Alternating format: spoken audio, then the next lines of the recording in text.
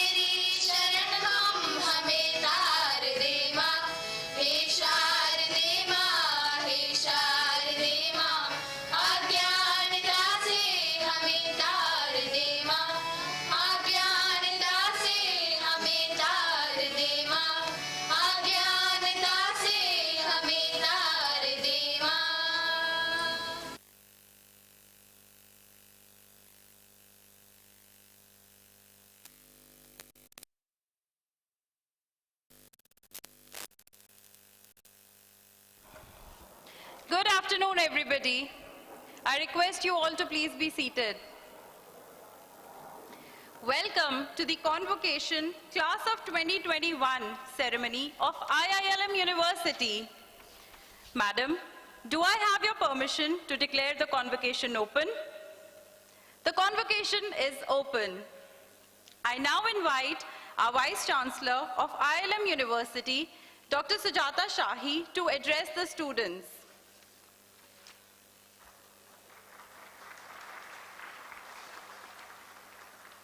Thank you, Charu.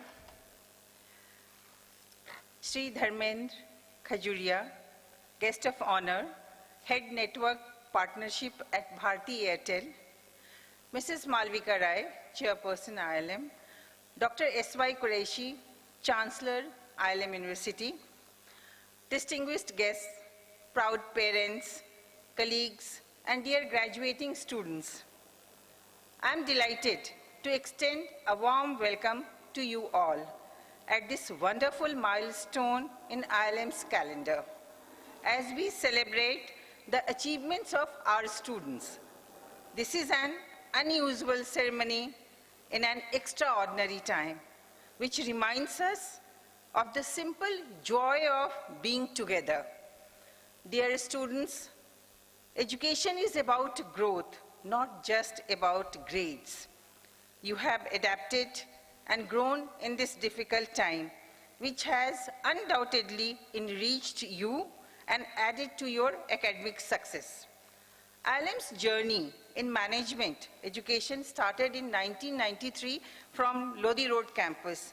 Today, IILM has 5 campuses at Delhi, Greater Noida, Jaipur, Lucknow, and a university in Gurugram, with over 3,000 students and 14,000 plus alumni. You know, we have the vision of being global, inclusive, and responsible. We say that we are global in our thinking, inclusive in our approach, and responsible in our action. IILM has always believed in exploring new paradigms in teaching and learning to provide the best learning experience for our students. IILM has also developed its own online modules on marketing and innovation, another one, innovation and startup policy. We strongly believe that constant improvement and skill upgradation is prerequisite in today's dynamic world. Anchored with the philosophy of liberal education, IILM provides an environment where you can be critical thinkers who have confidence and flexibility to continually learn new skills in this evolving, globalized world. At IILM, apart from teaching, we give focus on extra and co-curricular activities which help the holistic development of our students and make them responsible citizens of our country. Cultivating life skills and leadership qualities are central to the philosophy of IILM University. As you know, last year, education and teaching has been very experimental. We moved to online teaching, hybrid class to Google Classroom assignments, breakout room discussions, and so on. All this while, our aim has been to maximize the learning and value add in the time of our students have spent with us, both in class and outside the class. All this had been possible through a strong peer-student-faculty bonding. On today's event, the graduating batch, 200 students of class of 2021 are being conferred their degrees in management. Graduates, remember that the IILM University is forever your intellectual home. As you graduate and start out in your career, we hope you will stay in touch with the university and Alumni Connect platform. We are not leaving IILM so much as joining a family of 14,000 plus alumni. I hope you make the most of these relationships and come back often. Today I feel proud to see 2 of our alumnus who are amongst us here doing excellent in their respective fields and getting recognized with IILM's prestigious award. Welcome Mr. Tajinder and Mr. Abhishek Agarwal. Once again, heartiest congratulations to you and your family, and my best wishes for your personal and professional success. I know you will make your alma mater proud. At the end, I would like to say one quote by William Author, quote, "Before you act, listen. Before you react, think. Before you spend, earn. Before you criticize, wait.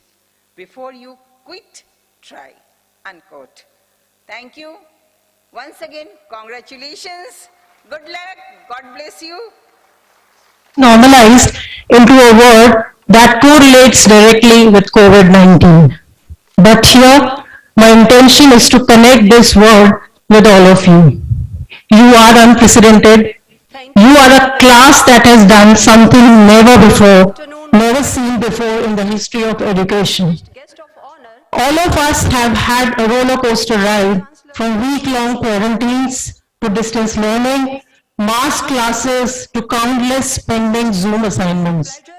Living in such unprecedented times made us cherish the small but still important aspects which are there in life. We are holding this convocation in such unbelievably unique times, which have made us see the best and worst of the humanity at the same time.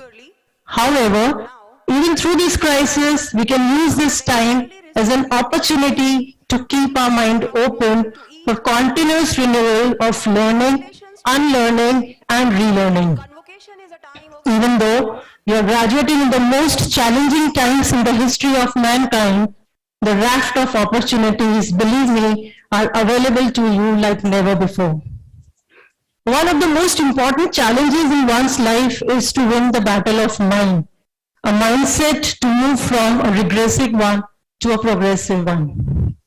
You have grown up and we have grown wiser learning from you and trying to do things the way that was best for you.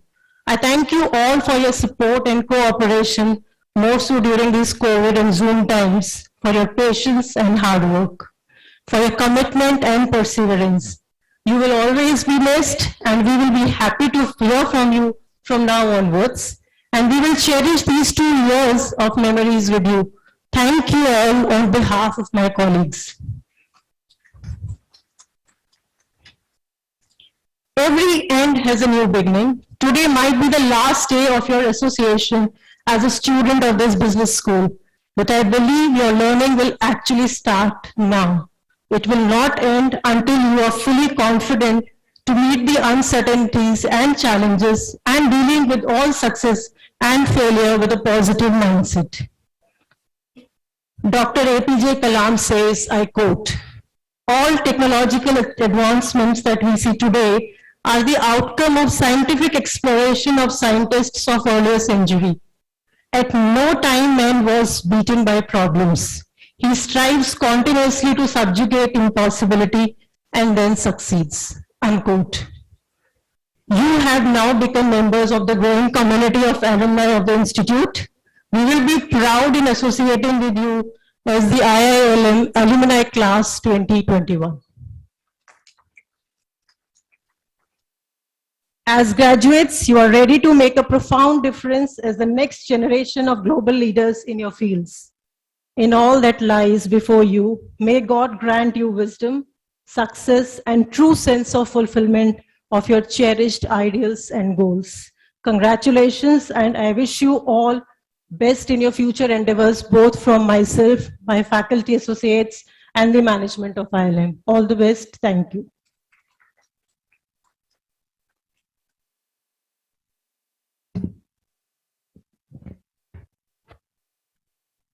Time flies over us, but leaves its shadow behind. You've seen change unfold in front of you, and yet you've remained resilient in the face of uncertainty. I applaud your courage and congratulate you, students, for your future endeavor and success. Madam, I now present the candidates from IILM Graduate School of Management and College of Management Studies for the award of degree. I invite Mr. Rohit Katyal, National Head, BFSI, Dr. Taruna Gautam, Director, IILM Graduate School of Management, Dr. Abha Singh, Director, Center of Emotional Intelligence, to confer the diploma to graduating students.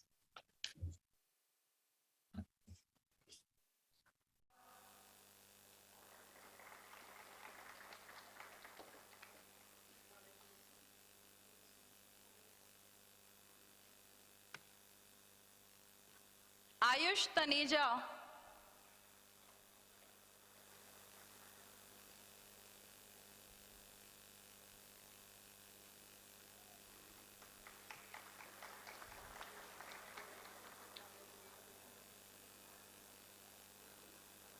Abhishek Mukherjee.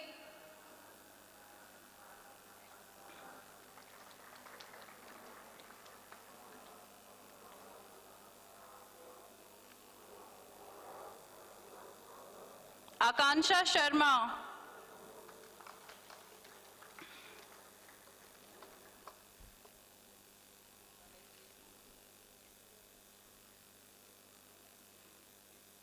Akash Sundaran.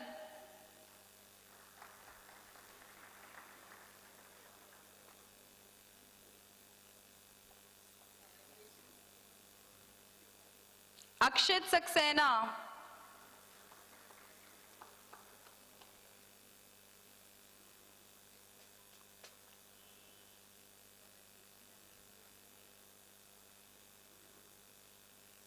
Amit Kumar.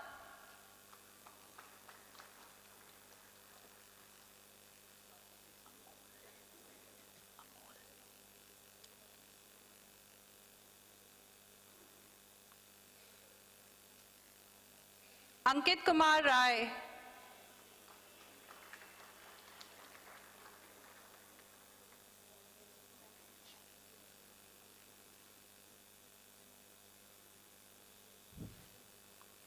Ankita Mehta.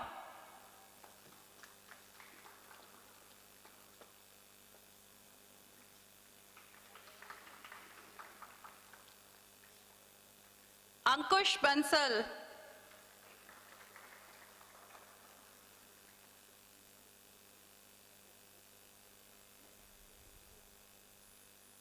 Anushka Verma.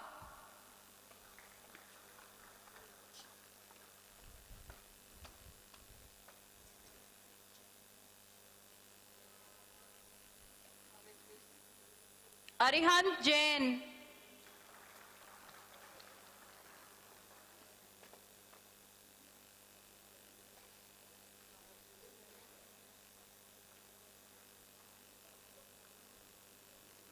Arpit Jain. Aryan Sharma.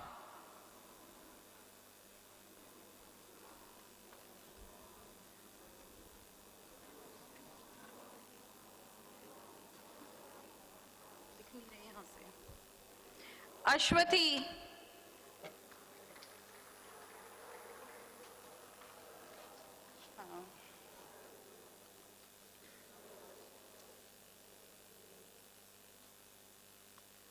Ayappa.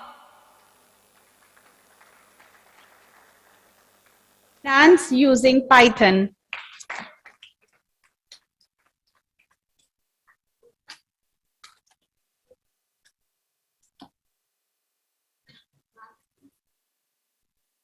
Kamlesh Singh.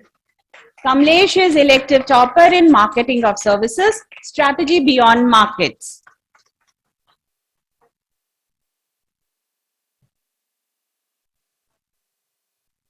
Manika Mahajan. Manika is elective topper in Marketing Concept in Digital World, Talent Acquisition, HR Analytics.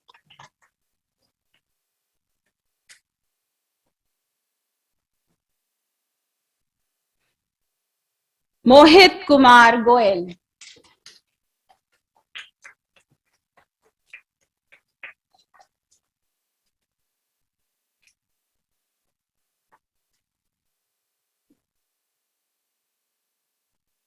Mridul Gupta.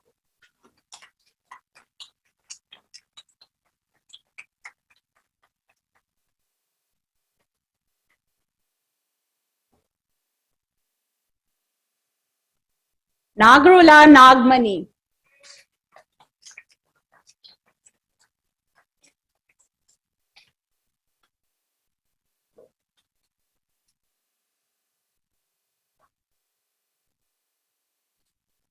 Nilesh Roy.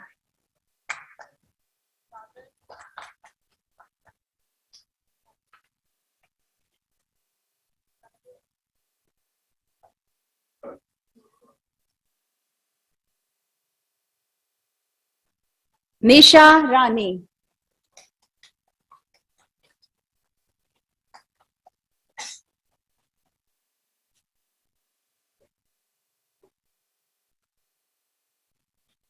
Panki Jain.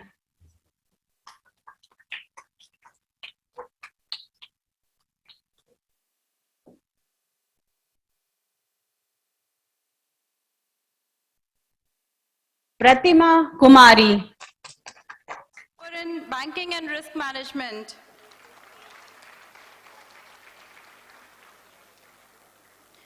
Himani Gupta.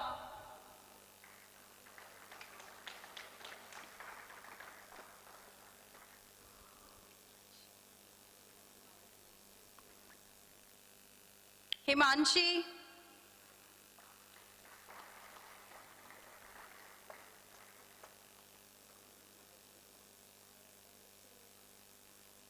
Himanshu Pathak,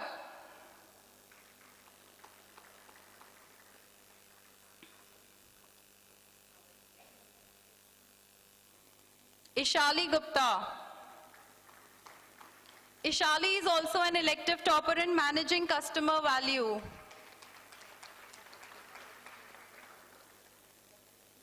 Jatin Gulati.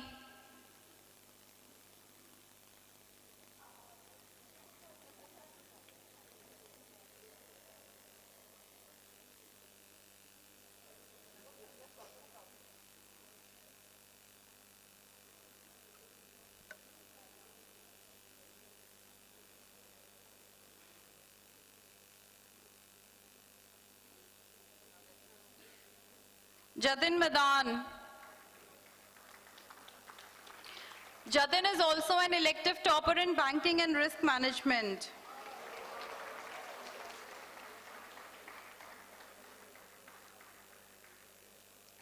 Jatin Nayyar.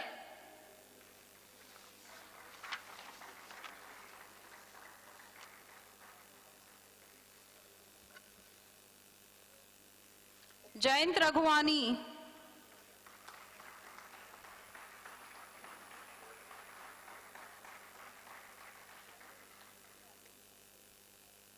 Jayant Sharma. The claps should not stop.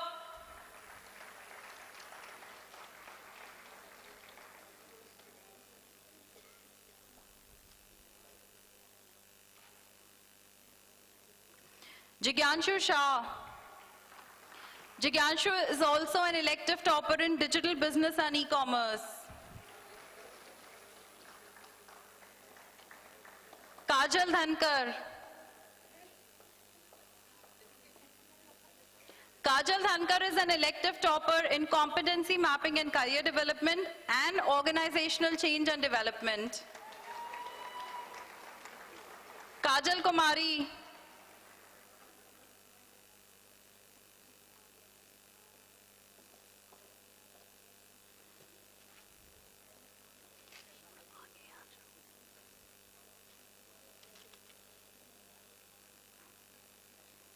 Kamna.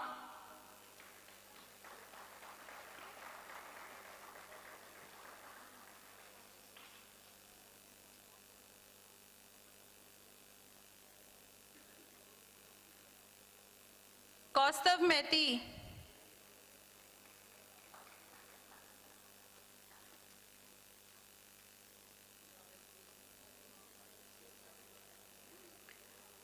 Khushbu Singhal.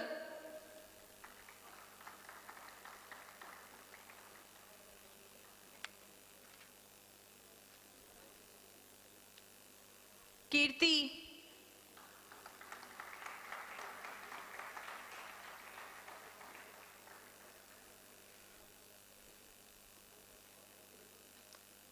Komal Yadav. Komal is also an elective topper in marketing practices in a digital world.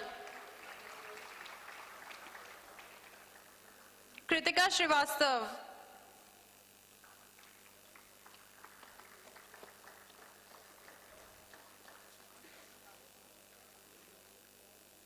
Kumari Isha.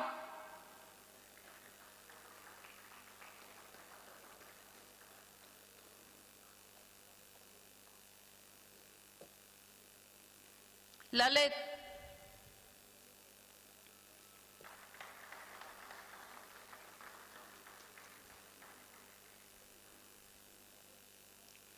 Lareb Ali Shah.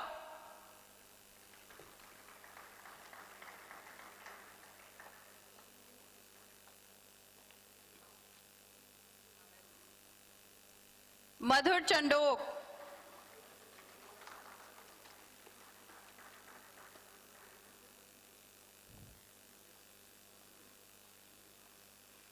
Mahima Gulati.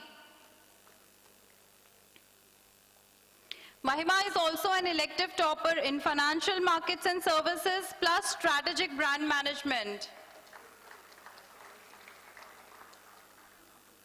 Mayank Sharma.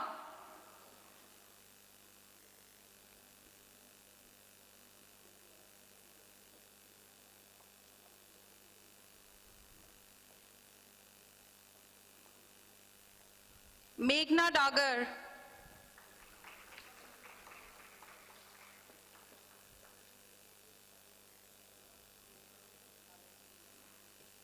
Mehak Bhatia. Mehak is also an elective topper in coaching, counseling and mentoring and negotiation.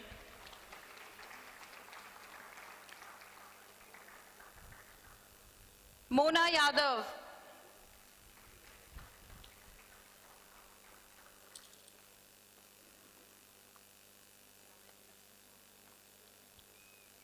Monica Verma. Monica Verma is also an elective topper in product management.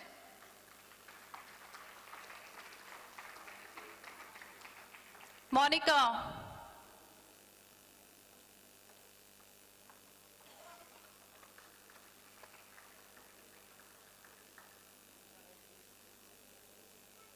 Monica Yadav.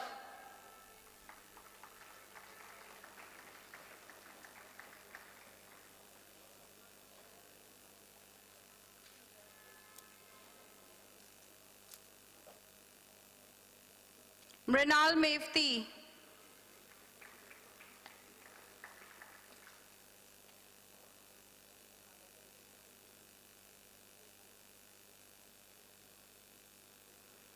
Mukesh Kapoor.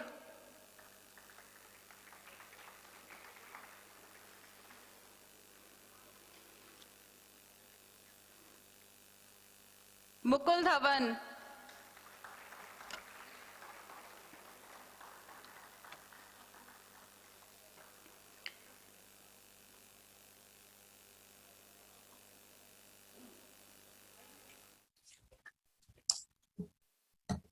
Kumar Rohit.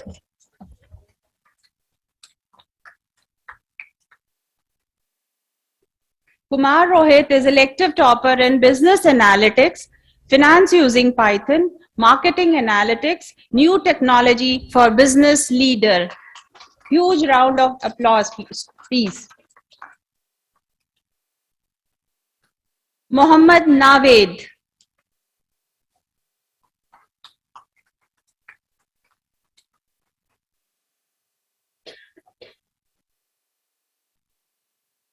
Mohit Saini.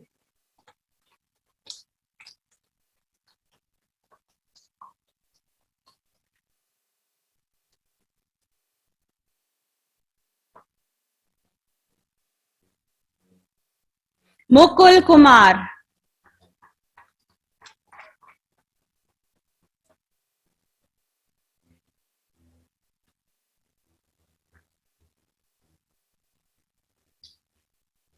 Nidhi Yadav.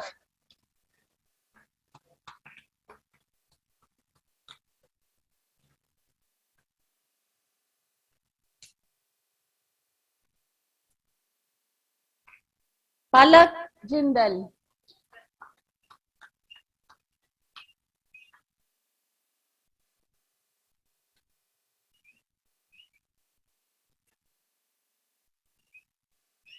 Pratisthit Mittal.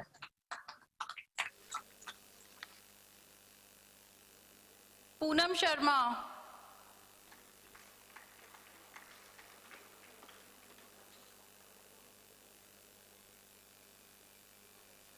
Poonam Yadav.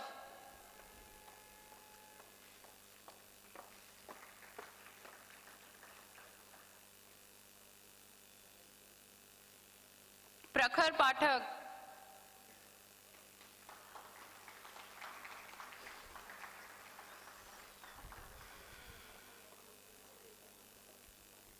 Pranab Kumar Patnaik.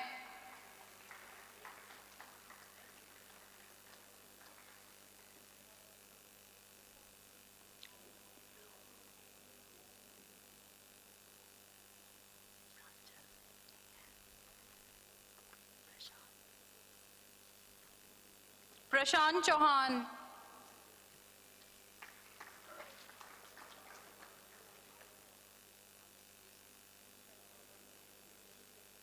Prateek Agarwal.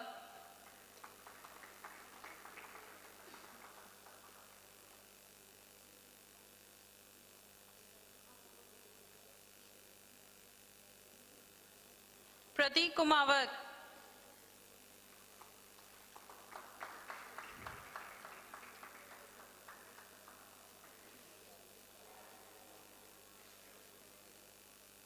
Pratika Gupta. Pratika is also an elective topper in 5 subjects of HR.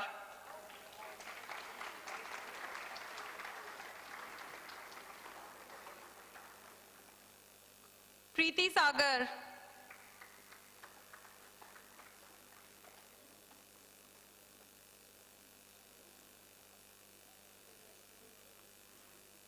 Priyanshi Negi.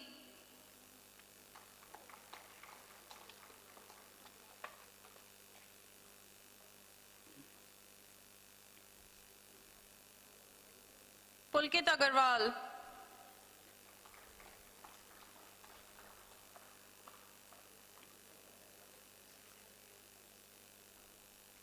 Pushwinder Singh.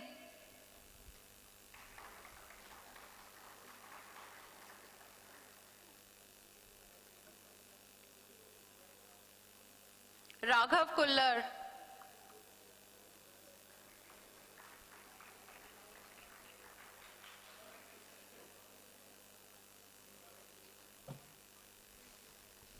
Rahul Goyal.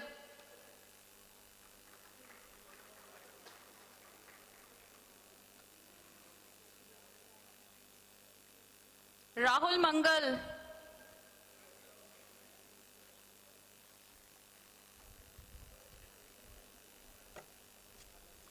Raja.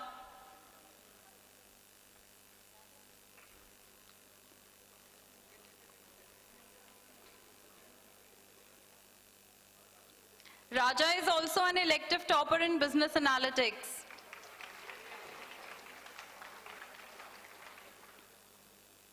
Ronak.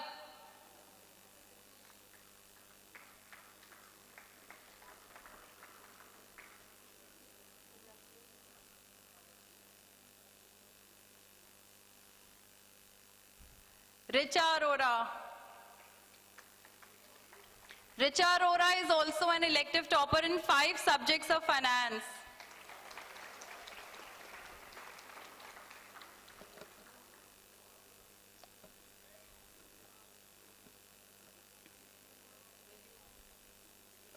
Rix Chaudhary.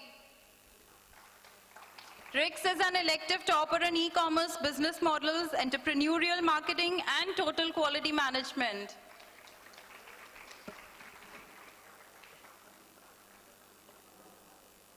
Remo Sharma.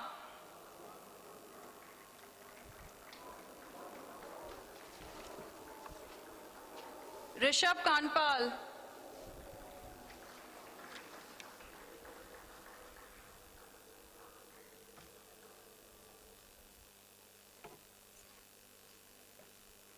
Rishabh Kukreja.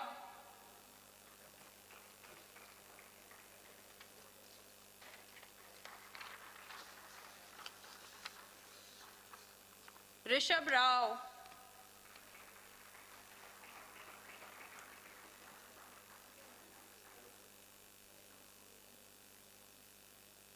Rishika Verma. Rishika Verma is an elective topper in sustainable finance and fintech.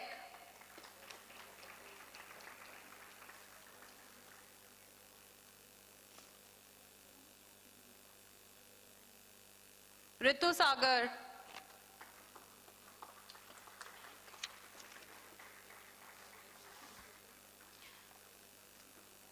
Saharsh Shelley. Saharsh is an elective topper in cybersecurity and data protection laws.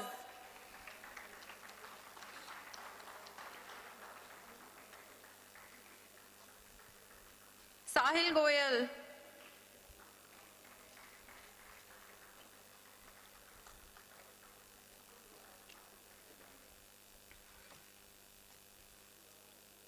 Sakshi.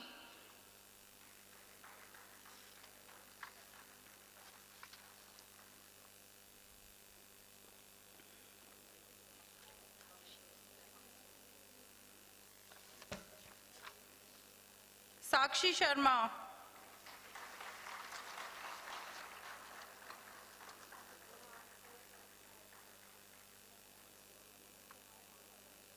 Samiksha. Samiksha Verma.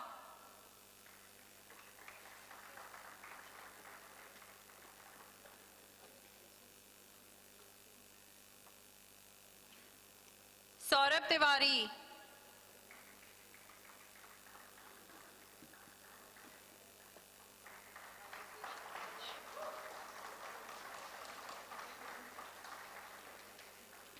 Shailesh Sharma.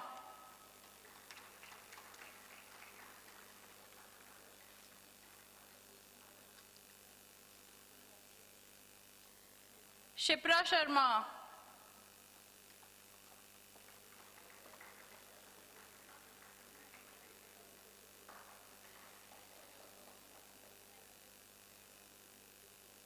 Shivani Gupta.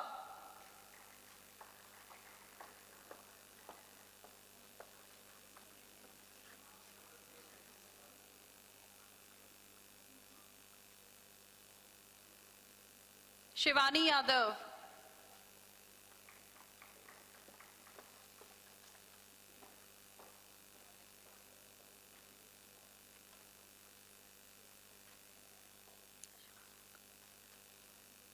Shivang Chaudhary. Shivang Chaudhary is also an elective topper in applied quantitative finance.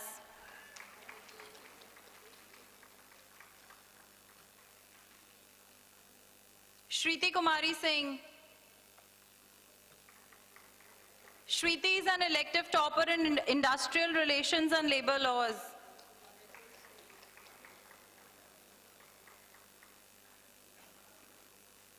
Shreya Kumar.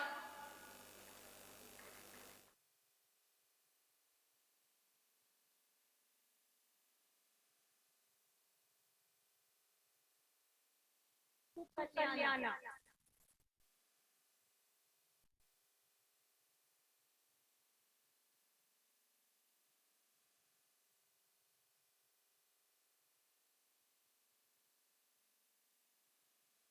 Dinesh Chaudhary.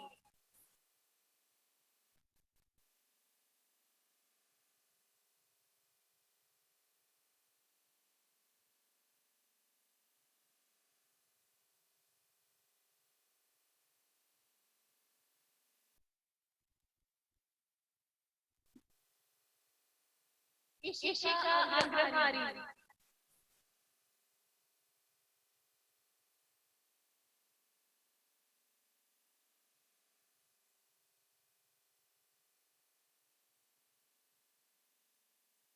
Shalini Rawat.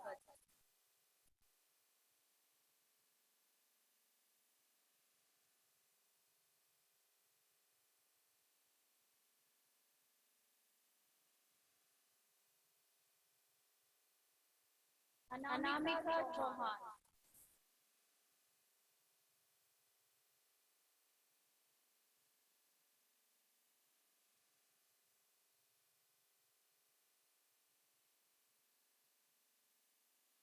Siddharth Mehrotra.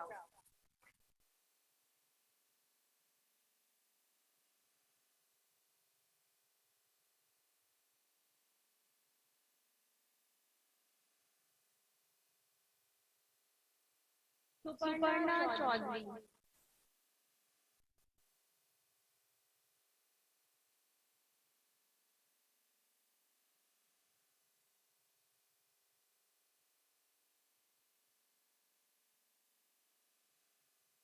Shrezi Datta. Shrezi is elected topper in managing virtual team.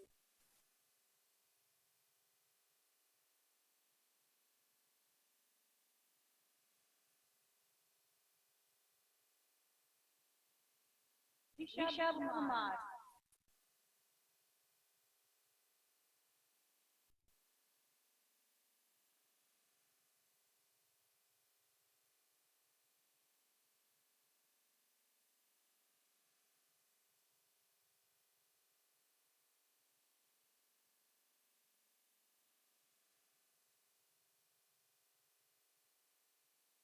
Rishabh Raj.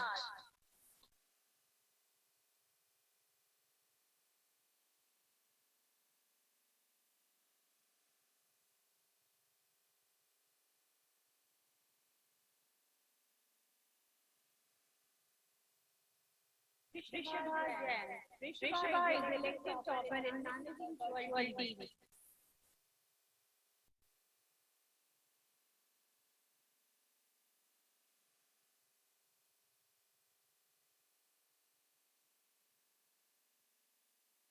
Akanksha.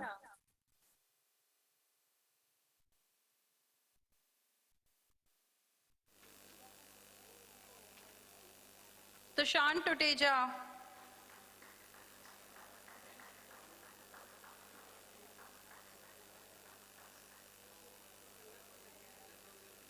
Tushar Daga.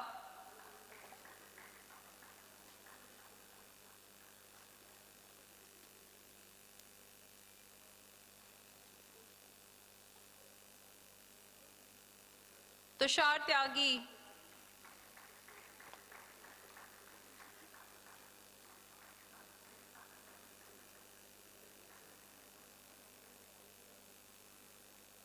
Tushar Virmani. Tushar Virmani is an elective topper in Digital Innovation and Transformation plus Design Thinking and Creativity for Business.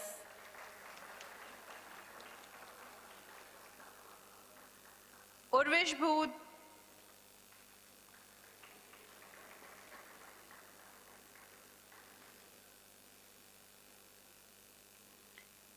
Vaishnavi Godbole.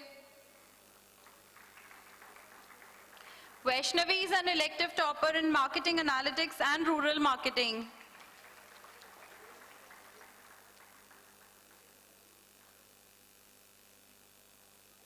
Vatsal Patidar.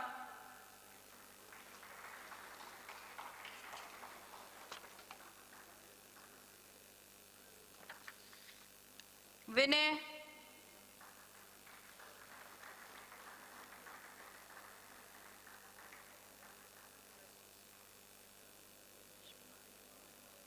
Vishwas Srivastav.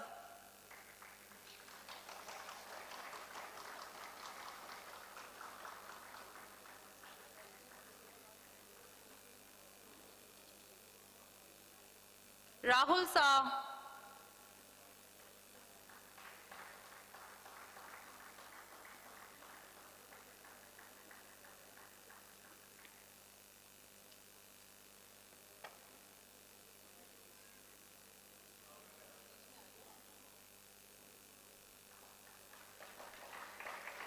Diksha Bansal.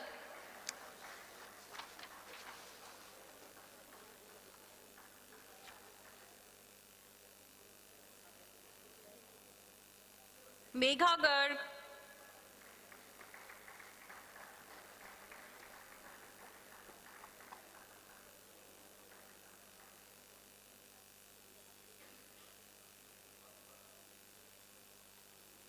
Mukul Arora.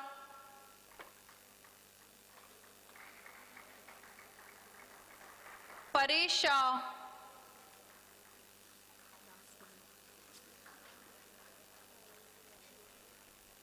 Piyush Soni.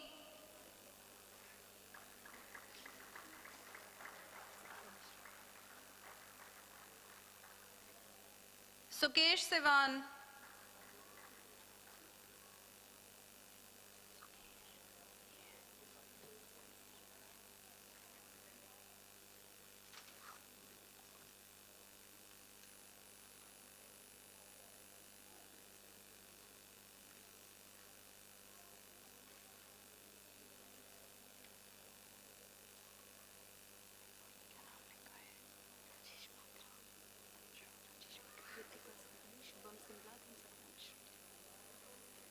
Tushar Sethi.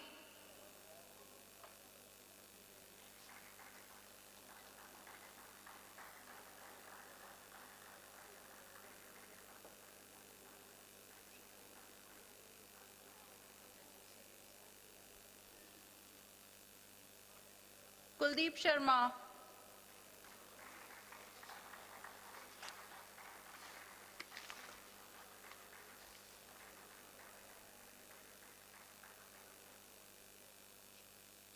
Rajesh Kumar Rai.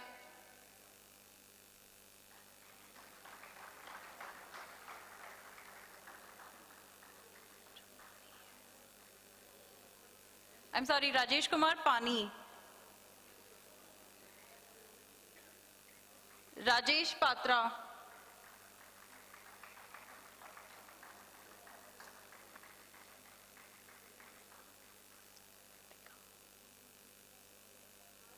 Ritika Asnani.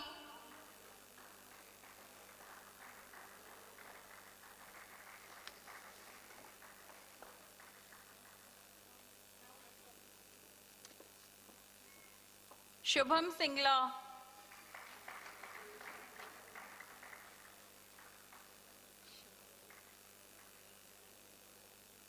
Satya Mishra.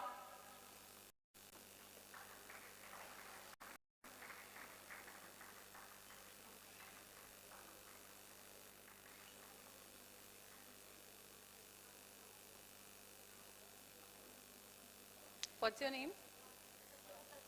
Okay.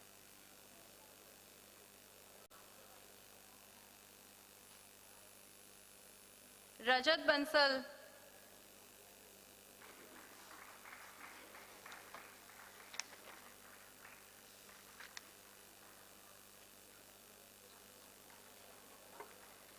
Sharad.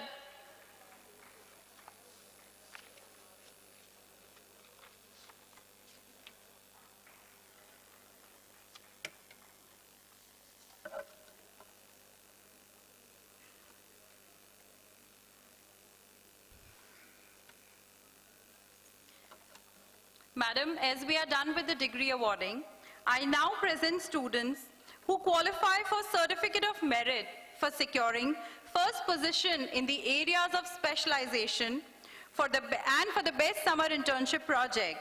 I request our Guest of Honor and Vice Chancellor, Dr. Sujata Shahi, to please do the honors.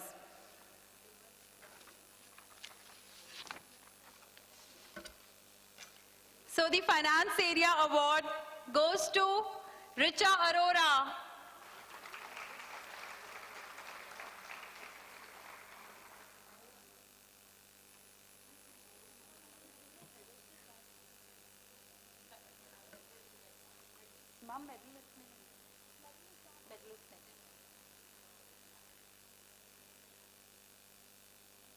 The HR Area Award goes to Pratika Gupta.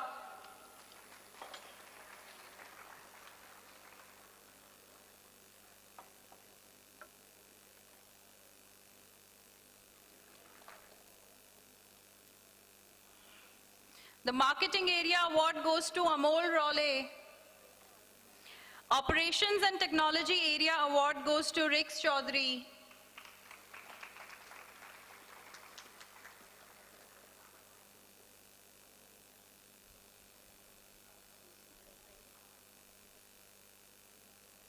The Best Summer Internship Project Award goes to Surbhi Dasmana.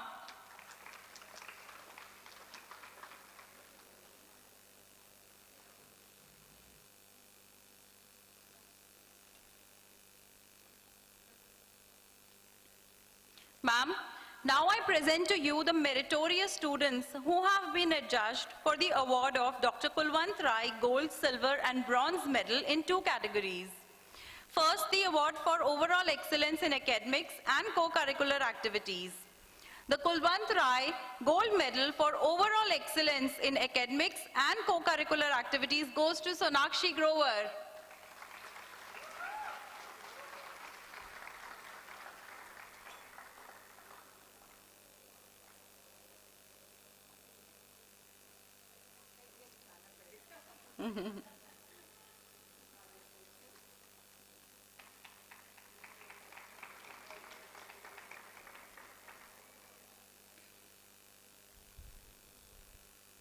The Kulwant Rai Silver Medal for overall excellence in academics and co-curricular activities goes to Urvi Garg.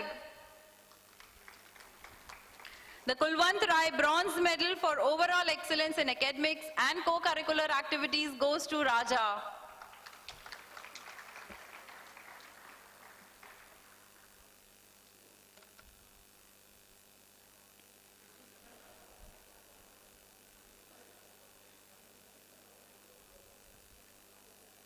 The next award for Outstanding Achievement in Academics, the recipient for Academic Excellence Awards are the Dr. Kulwant Rai Gold Medal for Academic Excellence goes to Pratika Gupta.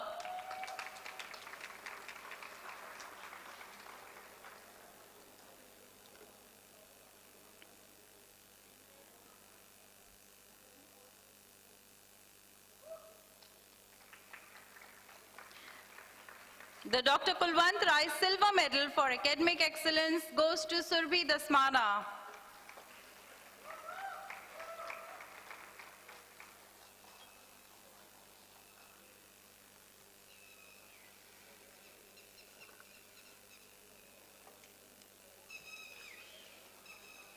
The Dr. Kulwant Rai Bronze Medal for Academic Excellence goes to Richa Arora.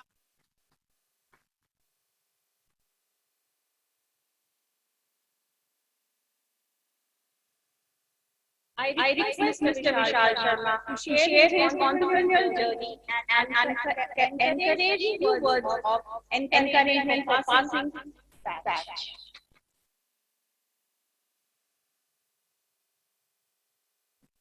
First of all, thank you so much, distinguished faculty members and for bestowing this honor on me. And congratulations to all of you for passing out with flying colors. Now, one of my professors from IILM taught me one thing. He gave me the principle of KISS. By KISS, it meant keep it short and simple. So I'm going to keep this so far speech mine as short and simple. I forget about myself or anybody else. Nobody can motivate me. This is what I feel. The motivation has to come within. All of you are passing out. All of you are having certain dreams to make it big in life. But don't let me die because you are going to face some disappointment in life.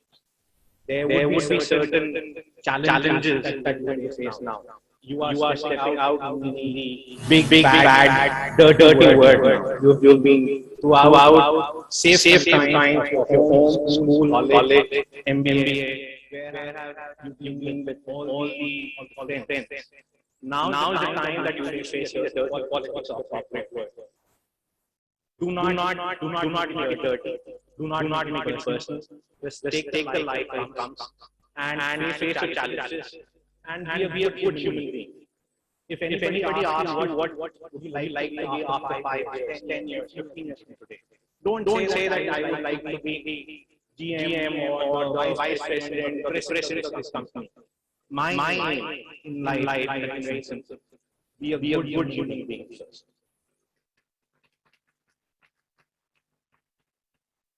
Be that everything else will fall into place.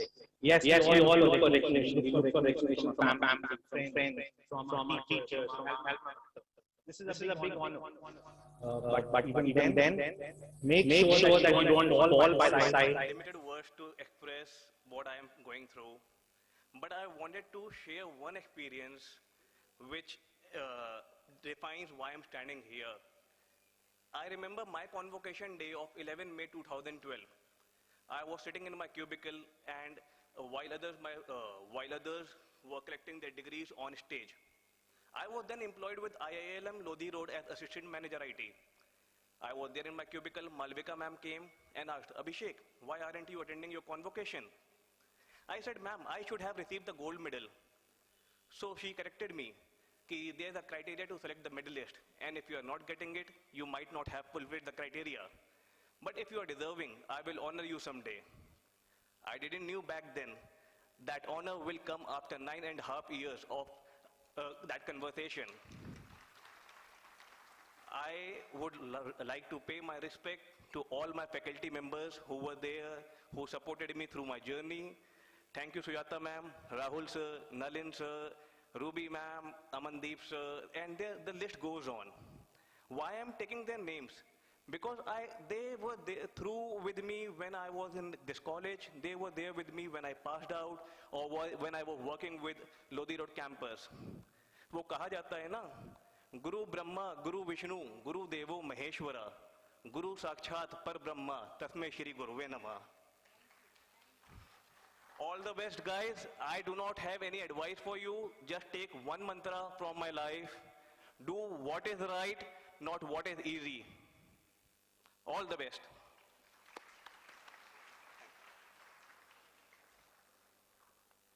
Thank you so much, Abhishek, sir. We all are intrigued with your words. I now request Dr. Sujata Shahi and Colonel Lalit Kapoor to felicitate Mr. Tajinder Singh.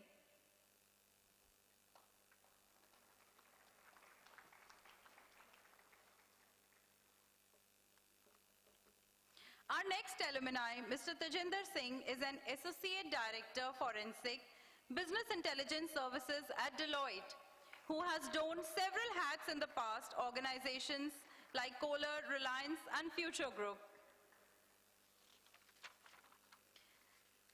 Mr. Tajinder will be talking about his time at IILM and sharing some of his life learnings.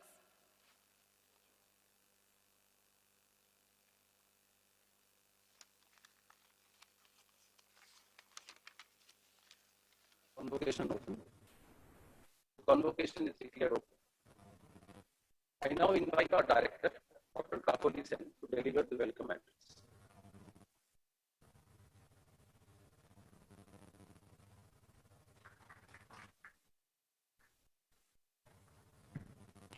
Thank you, Professor Raju. Mr. Anil Yadav, Vice President and Head, Philips Global Business Services, APAC region. Mr. Rohan Chaudhary, Talent Acquisition, Netflix. Mrs. Malvika Rai, Chairperson, IILM, members of IILM Board of Governors, distinguished guests, proud parents, colleagues, and dear graduating students. Today is a special day. In more than one ways, you are graduating and we are celebrating. But that we are celebrating it here together is also a highlight, one that cannot be taken for granted anymore. On behalf of IILM, I am delighted to extend a warm welcome to all of you on this beautiful day. Today is the culmination of our 2 years of beautiful journey together. Students' life is about stories. Your story, his story, her story, their story, and so on. Every experience can be a story to relish and to reflect. Your batch is unique. It has had several new experiences. Apart from going online, introducing new and time-relevant elective courses, you experience the Personal Leadership and Career Development Program. While the Personal Leadership Program ensured that you got to know yourself better and develop a range of skills, the Career Development Program helped you prepare yourself for a career and not just for a job. Your coaches have spent countless hours with you to support you in this growth journey of yours.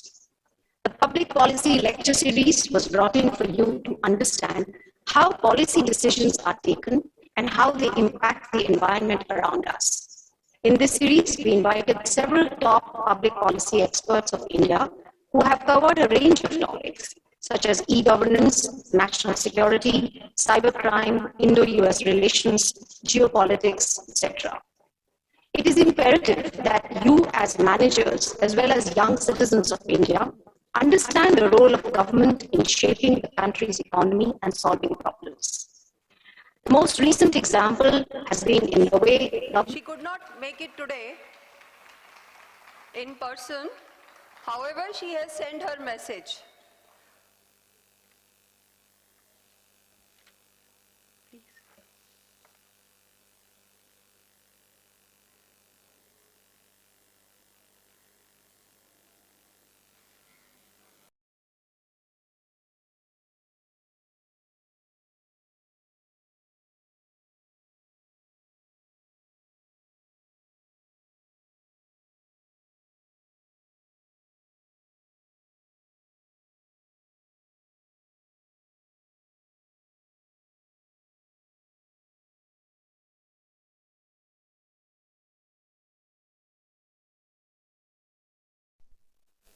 Okay.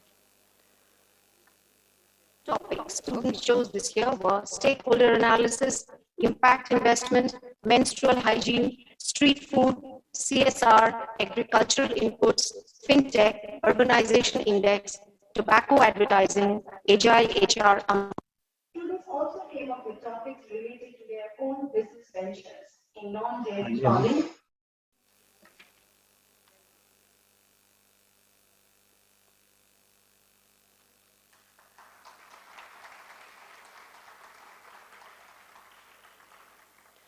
Now I would like to invite her for sharing a few words.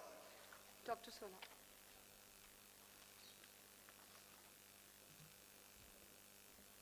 Educators are the only people who lose sleep over other people's children.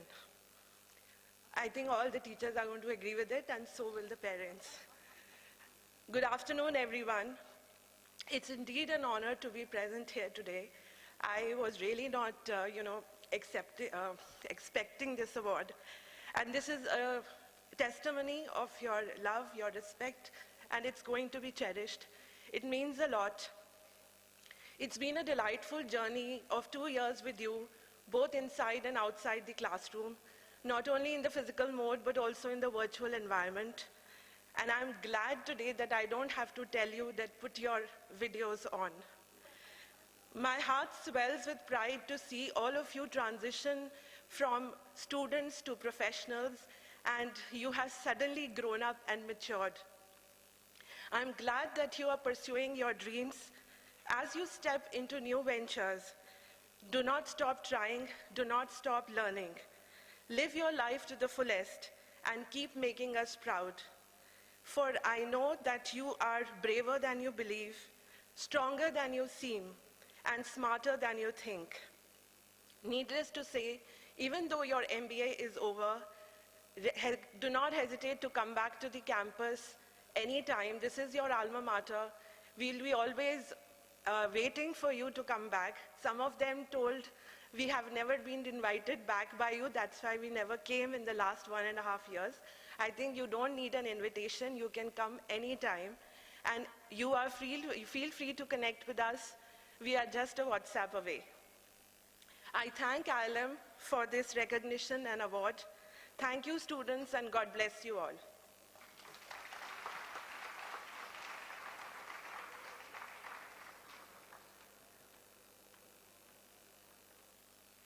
Do not stop to be with yourself. You will have a breakdown someday.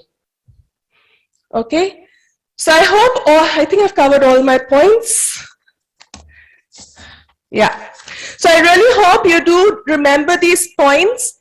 If even one of you remembers 1% of what I've said, my mission here has been achieved. I thank you for listening and all the very best for a great future. See you.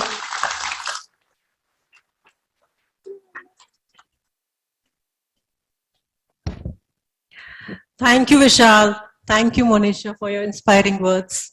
So now we move on ahead, and I take this opportunity to declare our Best Faculty Awards for the year 1920-21.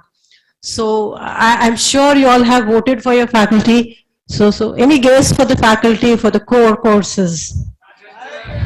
Okay. Okay. Okay. Are you sure? All right. So then in case it is that way only, so may I now declare the Best Faculty Award for the core courses, Professor Nair, and I request Professor Tajinder Singh to kindly do the honors.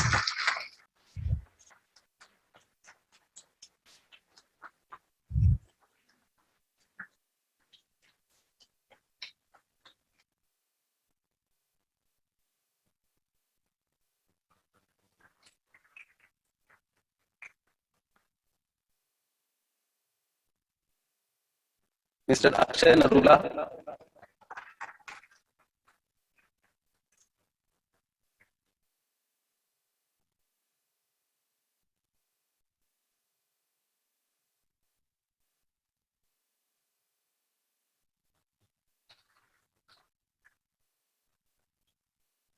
Mr. Ananya Yadav. Honored to be here amongst all of you. And really thankful to Vice Chancellor Ma'am Hima Das and of course my friend Tripti here who have invited me to be amongst you. Looking at the young crowd here, I don't want to preach, I don't want to advise, but I'm going to share few things with you probably it might help you in your career, because most of you have already, joined the corporate world. Corporate world is just like a jungle. I think, your alumni will agree with me. It's a jungle out there, okay? Whatever you have learned in terms of theory, some of that will be applicable, but you have to learn it. And be a learner. After having, more than 25 years of experience, I still feel that I'm learning every day. So be a good learner. I mean, you must have heard it so many times, but I will re-emphasize that. Every day is a new day. I mean, as we say that God has gifted us a new day, that's why we call it today. And, you have to learn the basics, the nuts and bolts. Even if you have got a position, but just see how the last man in the chain is working. Unless and until you know the basics, you will never be able to monitor or control. So you need to understand the basics of anything and everything, whatever you're doing. Second, I'll say be intensely focused. Whatever you are doing, whether you are becoming an entrepreneur, whether you are doing you're doing something with your family, whether it's a family business, you're starting a startup, you're getting into a startup, but you should be intensely focused. Unless and until the focus is there, there is no way that you're going to succeed. It might sound, that I'm saying you will not be succeeding, but yes, nowadays, it's an era of startups. It's an era of failures. So I'll say, and I keep on saying, fail smart, fail faster. Because normally in our society, we prepare our kids, we prepare our students to succeed. Nobody prepares to fail fast, fail smart. If you're failing, pick up the learning. Nothing to worry about it. I mean, every failure is going to be a stepping stone for you. Every failure will give you some kind of learnings. Pick that learning and move on. Don't repeat that mistake. That is the only mantra. Because if you're making the same mistake, probably you're not learned, and then somebody might say that you're dumb, you're not understanding how it works. Be very, very empathetic. While it's a corporate world, but at the same time, you need to understand corporate world works like a team. Unless until you are the founder and you are running the show, you are giving the commands, that's a different ballgame. But even for that, even for a simple enterprise to succeed, it's all about teamwork. So teamwork is extremely important, and you will understand the importance of teamwork if you are empathetic. If you understand that the humans are working for you, humans are working with you, humans are working for you. If you understand their problems, they are definitely going to work for you. And if they are working, if they are putting their minds and souls in the business, you are bound to grow. Yeah? So these are the 3-4 things which I wanted to share with you, because as young minds and young people are there, the businesses are changing, the paradigms are shifting. We used to call it VUCA world. No, even that world, those words are changing. I mean, if you look at after the pandemic, so many businesses are shut down, so many businesses are mushrooming, so many opportunities have come. So there are many opportunities, and the brick and mortar model, when we started working for the organizations, it used to be, very stable kind of businesses. Very stable businesses, brick and mortar kind of a model, but now things have changed. Who would have thought that, company like OYO, who does not own hotel rooms, I keep on giving these examples. Ola does not own cars. So these are asset-light kind of companies. I mean, there are no assets, but it's a aggregation. And aggregations are the new startups are happening every day. Some of those are, getting that funding from the VCs, some are not getting, but that's okay. So I will encourage all the students here that during your initial years, you must do a sales stint. Why am I saying so? I mean, there will be some HR grads also. So definitely they will get into HR. Or some people will be in finance, they will be looking at finance per se. But other people who are getting into marketing, who want to do something on their own, if they do a stint of sales for 1 or 2 years, my belief is they will never, they will never fail in their lives, because it makes you tougher. You understand the meaning of rejection, and as early as you understand, it will make you tougher in the market. It will make you really, really strong to face the challenges of the world. All the best to you guys, and hope to see you. I am hoping that I might be able to work with some of you. Thank you so much.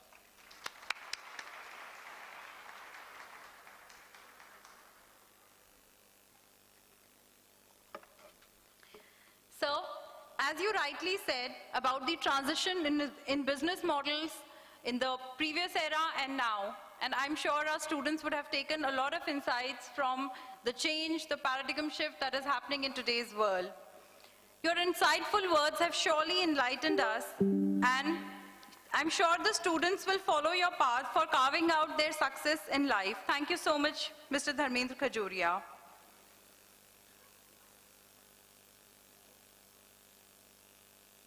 We will now begin with the second part of convocation, followed by a group photograph towards the end.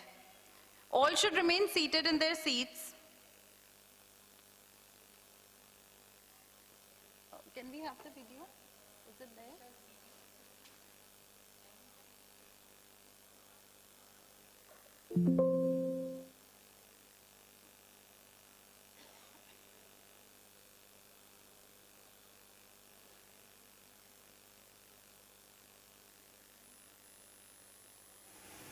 Dear students,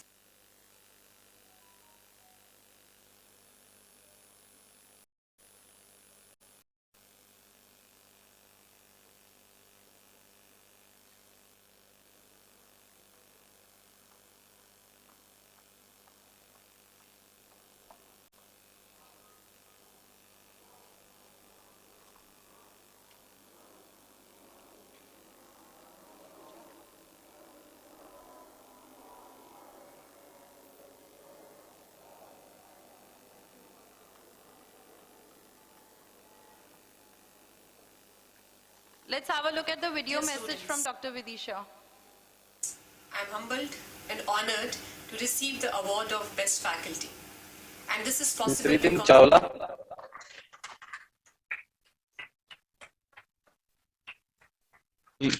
I'll use the words of my dear friend and my senior even at IILM. So one thing in the introduction which was, I think has been missed is I sat 20 years on the other side at IILM Lodi Road, where I passed out my first post-graduation from there. So once again, good afternoon, and to all the distinguished faculty members. I'm really thankful, and it's an absolute honor that I'm here among you on such you can say a very proud or a big day for you people. I mean, we should have a big round of applause for you people also, all the students who have done their hard work. For your parents even who are here, I was just asking Dr. Abha that the parents are here, she said they're here. So a big round of applause for your parents even. Their sacrifice for what you people are here today. I really, when speeches, I'm not good at speeches, I'm very good at interactions at all. I mean, when it's always a two-way dialogue. Being a sales guy, I always love to. And I was being asked that you have to give a speech, and I was wondering what to do now.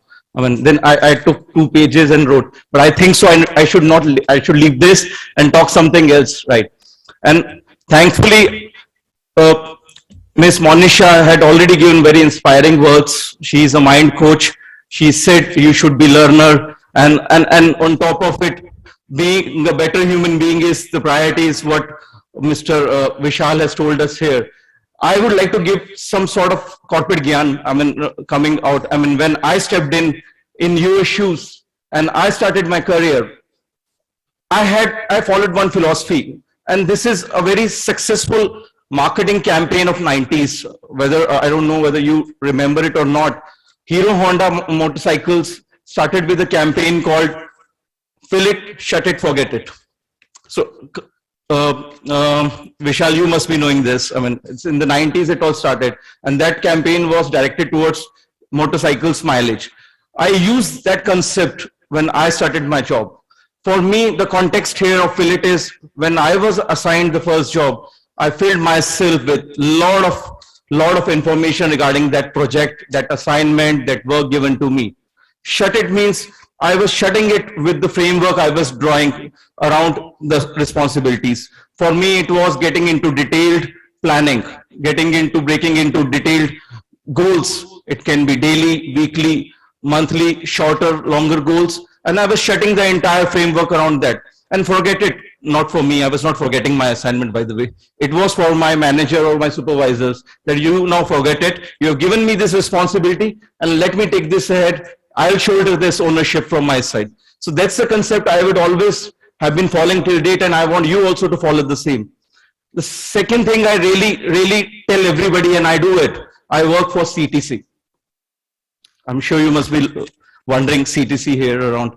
It's all started with KISS by Vishal. So I'll use these jargons now. I'm not using my actual speech. So CTC for me is company, team, and clients. I'm always working for my CTC, by the way. Right. I work in 3 areas, and I always preach the same thing to my peers, to my team members. Work in 3 areas. Intra, which is your company. When it comes to intra, you mean to say here is typically the cross-functional departments you collaborate with. You collaborate with your, at times I was in sales, at a time I was in business. I used to collaborate with the marketing people, the finance, the legal, the HR. So that's called the intra. Inter within the team members. As a team, when you work together, you always succeed. And third is external area, which I talk about in the CTC, is the clients. Work with your clients, be on their shoes. So these are the 2 major concepts I always follow. Other than that, I mean, one more thing I'm sure I'm not able to recall was in the speech of Monisha about learning. Great leaders are great learners. That's my philosophy. And I was also learning till now, till 2 minutes back when everybody was talking here. I'm sorry, sir has been awarded with the best faculty. It was an absolutely good speech. Thank you so much. It gave me a lot of insights that what you were and what you were with your students out here on that. So great leaders are great learners, and great leaders are the one who actually create leaders. That's my second way of looking at it. Always your greatness as a leader, when you'll become one day, it's not all about that where you're measured for your growth, your titles, no.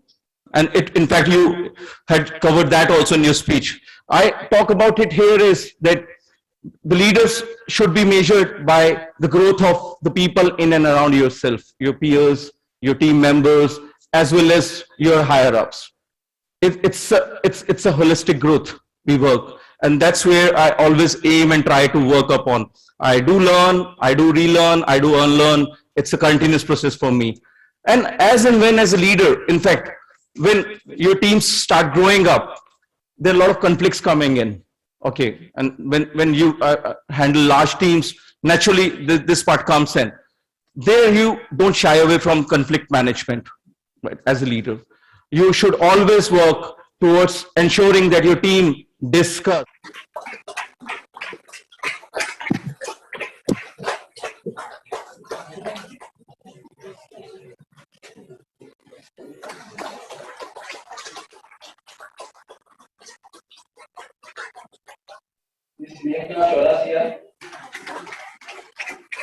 I mean, these are certain things you learn from life skills, and now when you're stepping out of your academic learning and you'll get into the real life jungle or the corporate side where you'll be working. And I was very fortunate.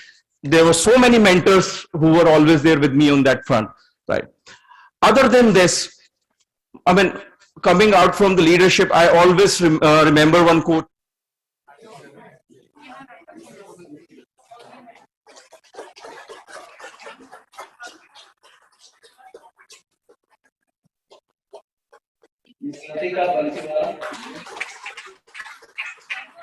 So let's understand. Here I'm saying is, today I often see leaders or managers or supervisors, they have to revisit an overlooked skill, which is asking questions. I believe that we should always ask questions, right? And leaders shy away. They think, they assume that the people are looking at them to give the answers. No, I keep seeking that from my team every day. That's where our collective learning is all about. It encourages a think tank sort of environment. It encourages innovation thinking, and it actually resolves at a time untraceable or intraceable type of conflicts or some sort of problems we are facing around. So those are certain things, I mean, have been my mantras when I've been working. I'm sure not all of you, but some of you, or maybe, I don't know to what extent, there will be a lot of budding entrepreneurs and like our senior Vishal is today. For them, there are two words from, two things from my side to talk about here. One is,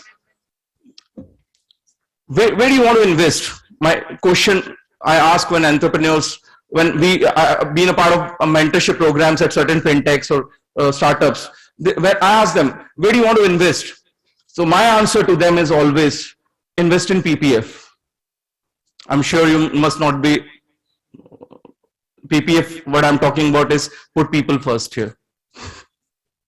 So put people first, invest in them. People are the one who will actually execute your plans you're starting up. You alone can't do it, right? And when it comes to the company, you should be using PPT. Now, what PPT, we all are using it, right? So PPT here means people, process, and technology. Today is the digital world, it's the world of digitization. You can't leave technology behind that, right? So use PPT, and believe me, if you guys will power these pointers, what I have been talking about, you don't need a PowerPoint at all. It's in the end, I mean, I would always say, you know, at a time, a senior of mine said, Excel mein to kaam karna aasan hai, Excel karna bahut mushkil hai. So just be to it. Thank you so much.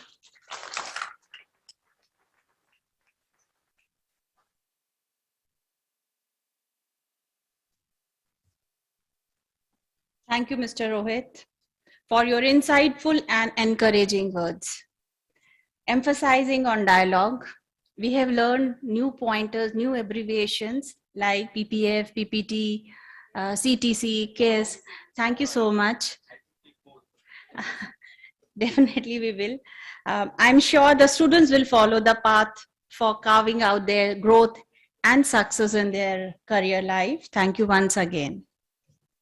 May I request guests, parents, and students to join the second part of Convocation, where the chief guest, Honorable Rishikesha T. Krishnan, Director, Indian Institute of Management, Bangalore, will deliver the Convocation address. Request all to please be seated, keep your phones in a silent mode, and let's join the second part of the Convocation.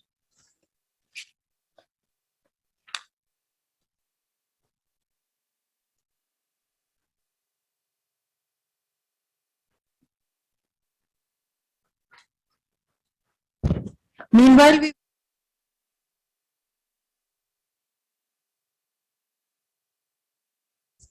or would like to speak to your faculty and alma mater. Now you are an alumni. In case anybody would like to volunteer, come up on the stage. Udaya, would you like to share something?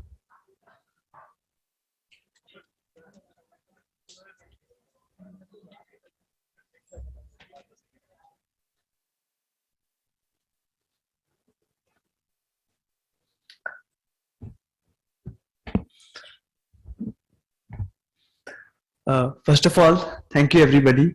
Thank you for the guest. Thank you for all the faculty members for giving me an opportunity. First of all, for bestowing me these awards, certificates. These are some really memorable moments which I would cherish and would love to keep with me for the rest of my life. My experiences with IILM have been phenomenal. I've learned a lot of things, something which, of course, I come from a little bit of previous experience though. But after coming to this institute taught me how to be with to you. Somebody who is at a learning pace, somebody who is willing to be a part of the corporate. And I take this pleasure and in helping out all my fellow peers here who have approached me with questions a lot of times. I hope I have answered them most of their questions. and I would definitely remember my journey here. And special thanks to Nair sir, special thanks to Shamli ma'am, special thanks to Taruna ma'am, Abha ma'am, Sonika ma'am, and Radhima ma'am for always trusting in me and letting me, be myself. Thanks, Atan. Thank you all.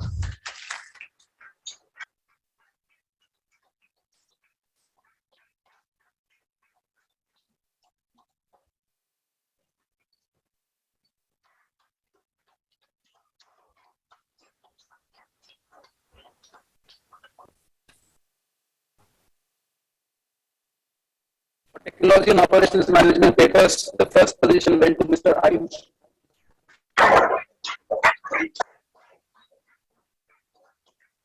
Have done today. So I'm really grateful to you. They're sitting in the audience. Thank you, Mummy. Thank you, Papa. And yes, so all of my teachers, management, faculty, everyone, thank you so much for your support and guidance. So thank you. My heartiest thanks to all of you. And then my friends, all my classmates, Section A, superiors, and all my friends, thank you so much for your support. And you made my life at IILM really fun. That's the reason we missed doing second year, from the campus. We did it online, but still, okay, it went through. So thank you so much. And that's it from my side. Thank you very much.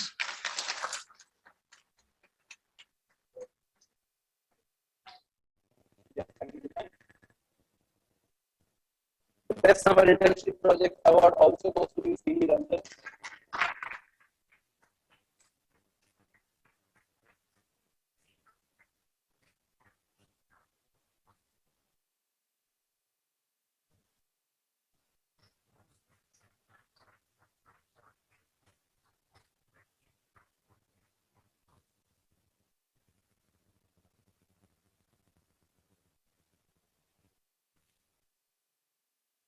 The Best Dissertation Award goes to Ms. Sri Ranjan and Mr. Ramkur Tiwari.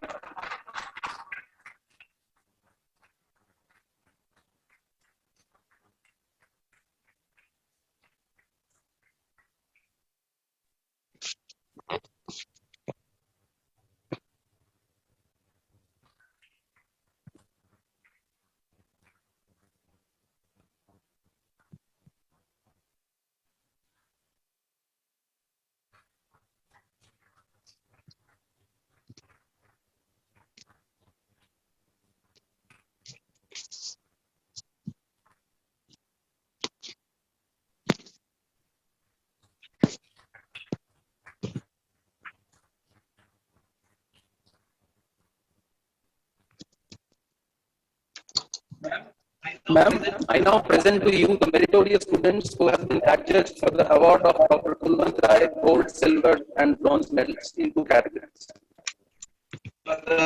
Overall excellence in academic and co-curricular activities and for outstanding achievement in academics. I shall read out the names of recipients in the overall excellence award category first, followed by academic excellence awards. The Dr. Kulwant Rai bronze medal for overall excellence in academic and co-curricular activities goes to Ms.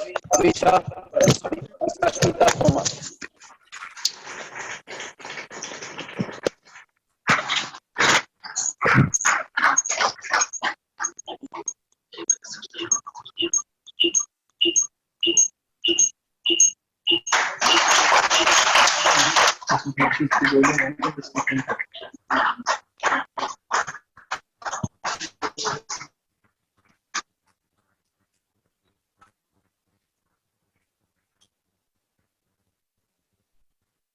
The Dr. Kulwant Rai Silver Medal for overall excellence in academic and co-curricular activities goes to Mr. Kunal.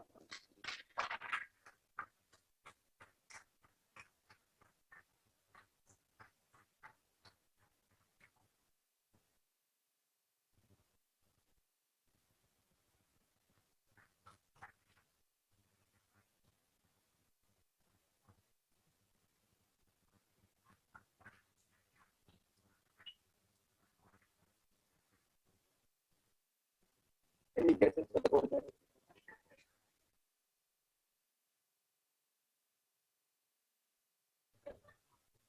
Dr. Kulwant Rai Gold Medal for overall excellence in academic and co-curricular activities goes to Ms. Shatabdi.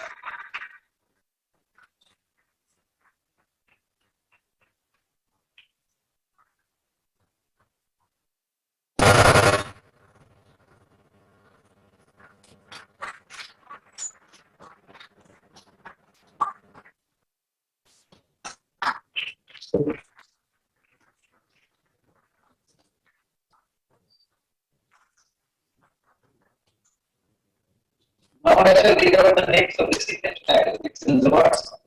The Dr. Kulwant Rai Bronze Medal for academic excellence goes to Mr. Rampu Tiwari.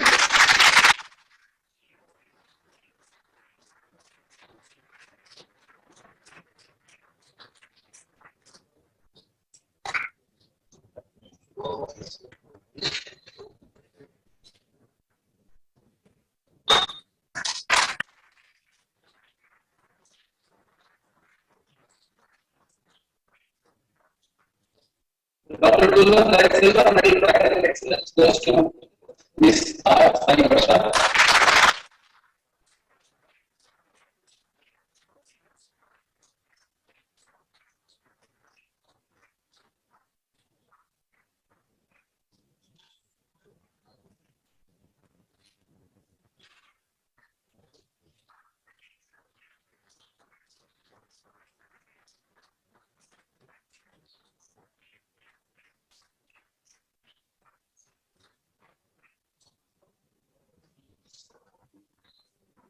So I would ask Dr. Kulwant Rai Gold Medal for academic excellence goes to Ms. P.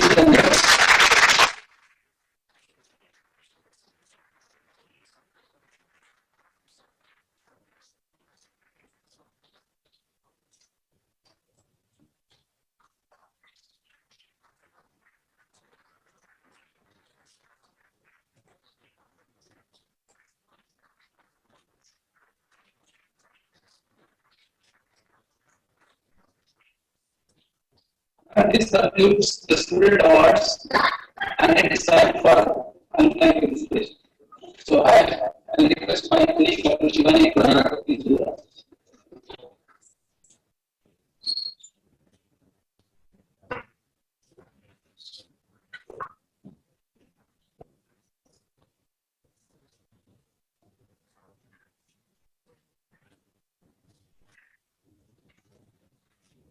Congratulations to all the students and thank you, Professor Rajan. So to continue the celebration this night to honor alumni, with special excitement, IILM is pleased to recognize His Excellency Rohan Chaudhary from the batch 2009-11. This honor is bestowed for his outstanding accomplishments as bringing honor and prestige to his fellow alumni and alumni. Rohan Chaudhary is currently working with Netflix in talent acquisition for the APAC region. Before Netflix, he worked as a senior researcher with Econ Center based out in Gurgaon, where he partnered with client engagement teams and industries in the US, Europe, and Latin America. Prior to joining Econ Center, he worked as an analyst and influencer relations at EXL, where he established and enhanced the EXL brand with industry advisors. He has also been associated with KPMG and Epic Struggles. Apart from his professional life, he is a working father of a 3-year-old daughter and spends his quality time with his family. Now I request Mr. Anil Yadav, Dr. Kakuli, and Professor Rahul to felicitate Rohan.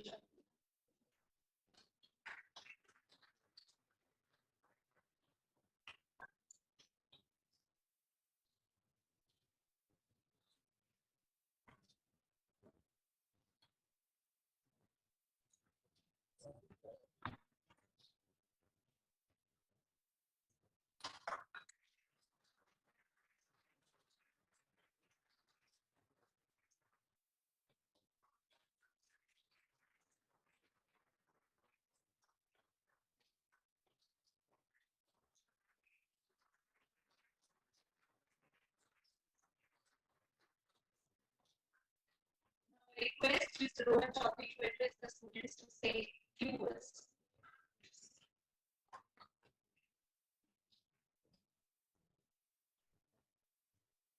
Wow, so many emotions. It's great to be back here.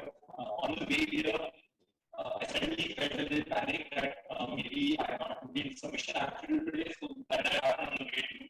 But what an honor to be here. Wait till I tell my friends that I parked my car inside this time.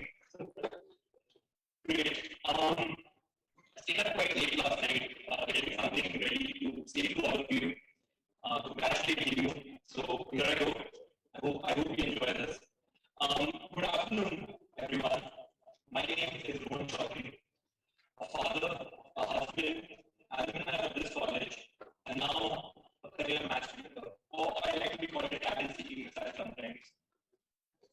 Before I begin, I want to take a moment to congratulate all the students here for graduating, and a big round of applause for the faculty for coming to them this year and making sure you guys study diligently. A round of applause for everyone, please.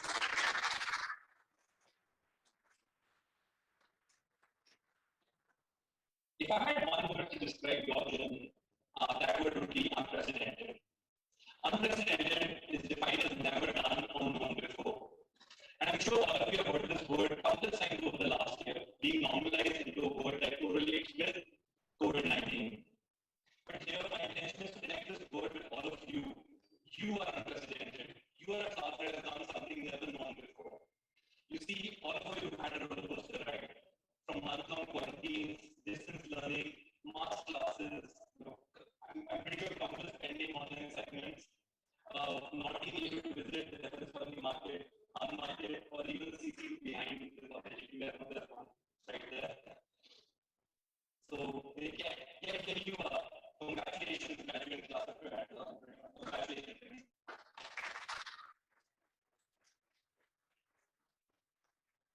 Okay. Back to me now. And wow, our time flies. It just means that yesterday I was standing right here, studying here, making some lifelong friends. In fact, meeting my future wife here, and then she, armed with my diploma, ready to take on the world. Well, I'd like to wrap this up quickly and say that I stand there with a sense of pride and accomplishment. It actually wasn't that easy. When I graduated in 2011, I thought, yes, I made it in life, I achieved something great. No, I didn't get that feeling because others had done much better than me. I was more like in the middle and not ready to job. So I took no pleasure in that. I got my first job from placement earlier. I had to struggle. I went to put down, get it done. And in retrospect, I must thank the IILM placement. That was a great placement for me. So at that point, I thought, yes, this is it. This is what I've done. If I've achieved something, 50 students have selected me, I'm great. But then the next day, they selected another student from amongst 100 and another 1,000. So again, I took no pleasure in it. I eventually made my way through organizations like KPMG, EXL, even Zenler. And at that point, I thought, yes, this is my peak. I am now officially the king of talent acquisition. I can hire anyone. Work in these organizations and work in other organizations. So quickly, my self-inflated sense of worth was very quickly inflated. I was in a constant state of self-doubt and continuously underconfident throughout. It was in 2019 when I met with a road accident, breaking my neck in 3 places, and now mentally installed to keep everything straight. And I realized, looking at my family, friends, and colleagues in the hospital, that I in fact have achieved a lot after all. After that, things quite quickly fell into perspective for me. I came out of the hospital ready to take on new challenges, learn, grow, not only in the workplace but in life too. So on this happy note, I would like to love this opportunity to share some traits with you that I've learned over the past few months, over the past few years, that can maybe help you achieve whatever you set out to accomplish tomorrow. The first piece of advice I would like to give you, not anymore, the first piece of advice I would like to give you is be confident. Be confident that you are the person who knows what is best for you. Second, once you're in the workplace, or if you're starting your own thing, constantly ask yourself, have I tried something new today? If you feel uncomfortable answering that question, ask help from your peers, be vulnerable, open up and seek the help that you require. Seek context, guys. Always seek context. context is super important to understand what is happening around you. And when you're in the workplace, it's very important to know what's happening around you. And if you can, seek that context, make the right decisions, place the right bets, you can thrive in any environment. And finally, this is something I like to say to everyone: don't overanalyze anything, because analysis paralysis. So don't do that.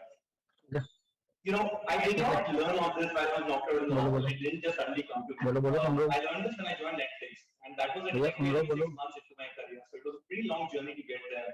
And once I did, join the company, once I started, learning the culture of the company, I really felt that now I've actually achieved something. I truly feel that now I've made it this time. And this was only possible because I had started to identify what made me happy. I was open to feedback now, and I had confidence in my own abilities and not looking at the others. Finally, I have little more, so finally just a word I used here. I just want to say that you'll have a prestigious college like IILM in your CV, you'll have a high rank, you'll have an amazing first job. But these are not the things that in the end will define you. These are mere stepping stones to an amazing career that you are going to build starting today. And since I love talking in points, here are some ingredients I want to share with you for your secret sauce to success. Number one, have trust. Trust that you're making the right decisions. 2, self-discipline. Have the self-discipline to exercise good due diligence and judgment. And 3 is accountability. You and only you are accountable for your decisions. At Netflix, we like to say that each employee is an informed captain of their projects and work. And be an informed captain of your life and place the right bets. That's pretty much it from me. Wish you all the best for the future. I'm available on Facebook, Instagram, LinkedIn. LinkedIn, most importantly, keep it very updated because you never know who might come and see your profile someday. And I'm always open to questions, to anything you want to ask me. And please reach out whenever you want. Thank you, everyone, and congratulations again.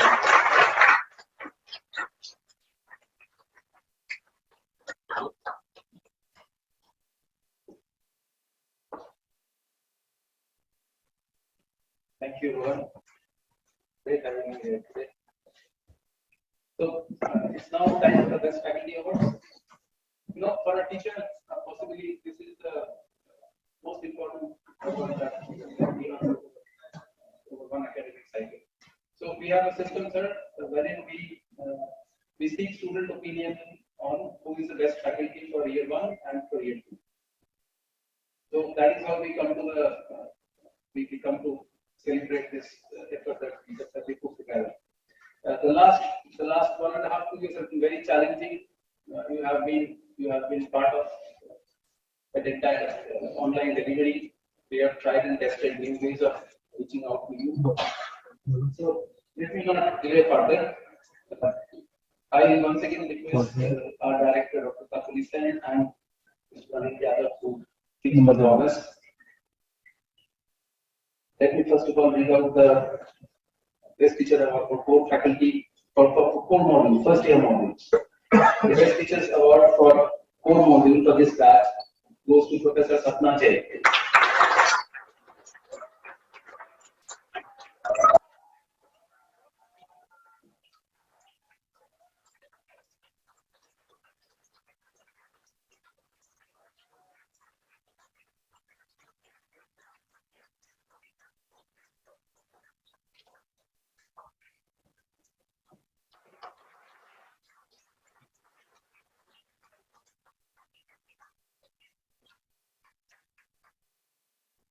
Best Teachers Award for elective modules for your batch, PGDM 2019-21. We have time. We have 2 professors. Okay, 50%. Dr. Sanita Jani.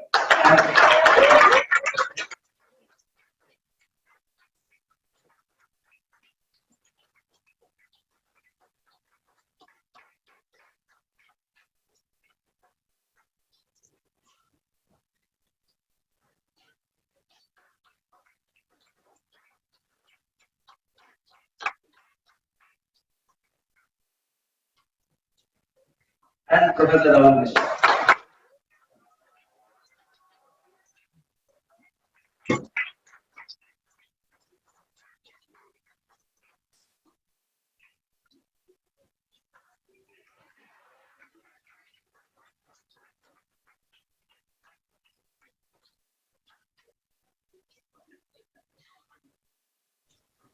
So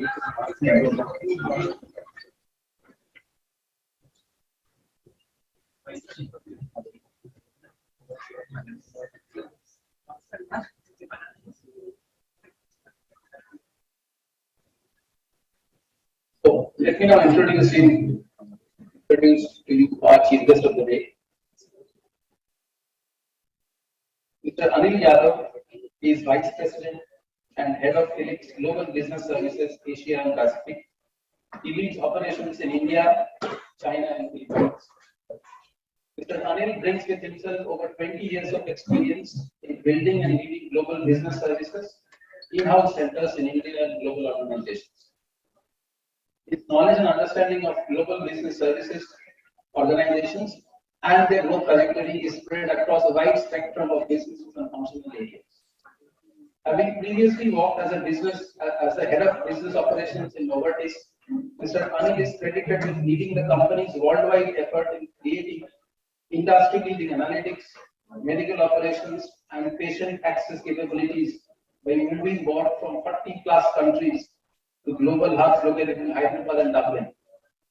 He has also enjoyed extensive stints in several global firms such as Hewlett Packard, Capital One, and General Electric, to name a few. In addition to his specialization in building new centers and setting up functional capabilities, Mr. Anil Yadav also has in-depth experience relating to establishing analytical organizations in India. He strongly believes in building and sustaining high-performance teams and is a certified change practitioner and Lean Six Sigma Master Black Belt. We will be happy to hear that Mr. Anil also holds a PG diploma from IILM. If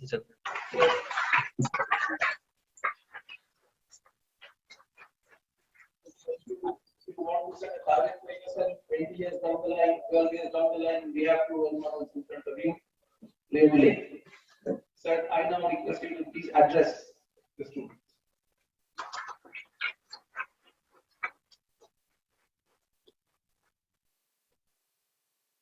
Thank you, sir. Hello to everyone. And first of all, let me start with congratulating everybody who's passing out today.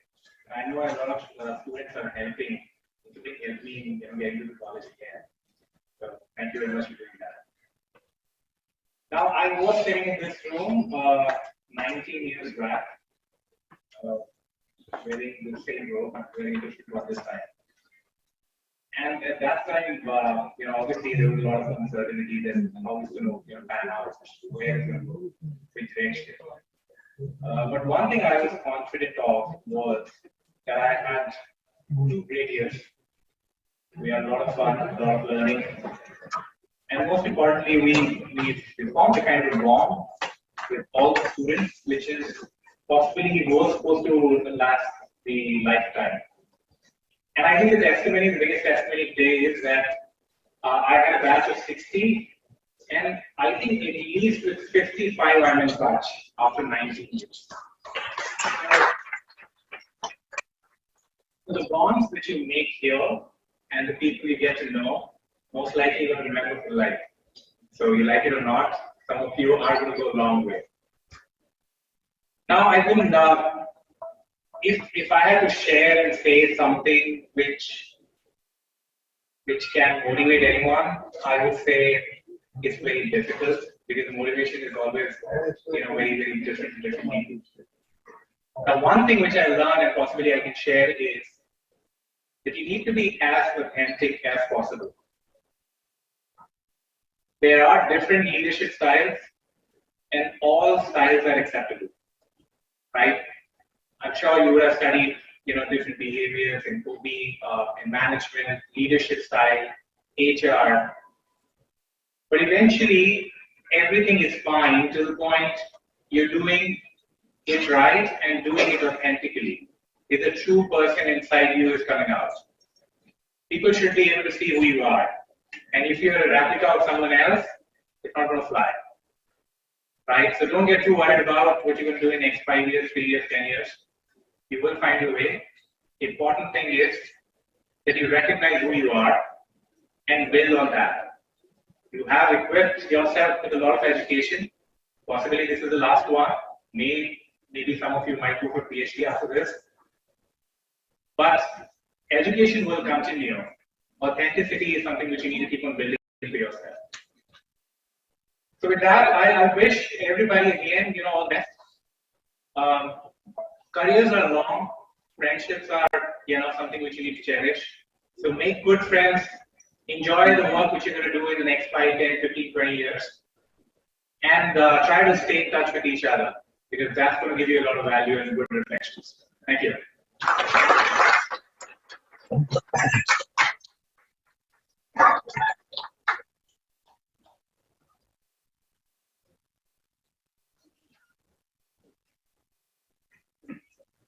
So the last 1.5 years has been very difficult for all of us.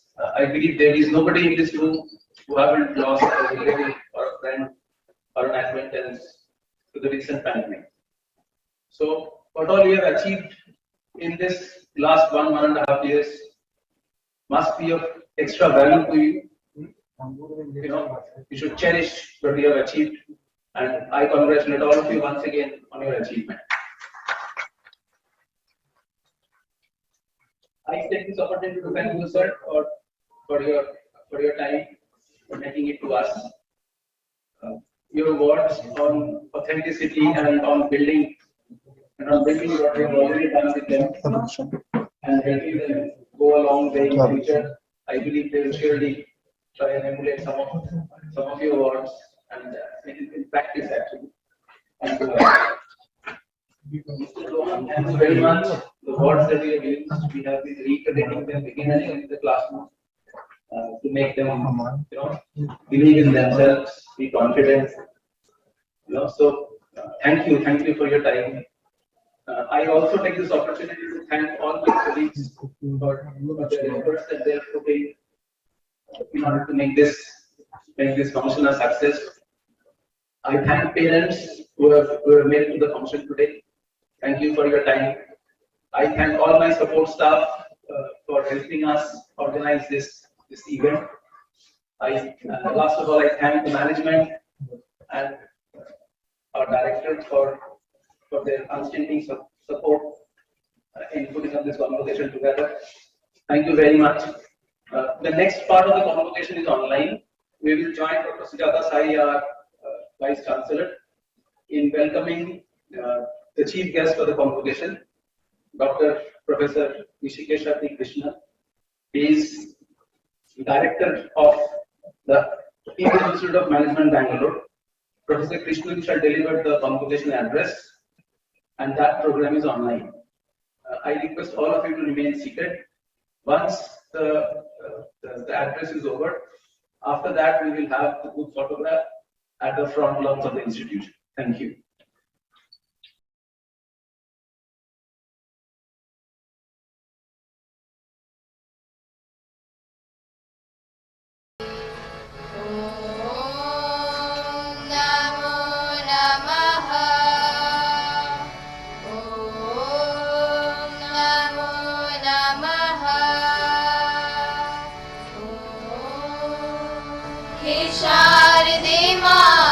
अज्ञानता से हमें तार दे माँ, हे शारदे माँ, हे शारदे माँ।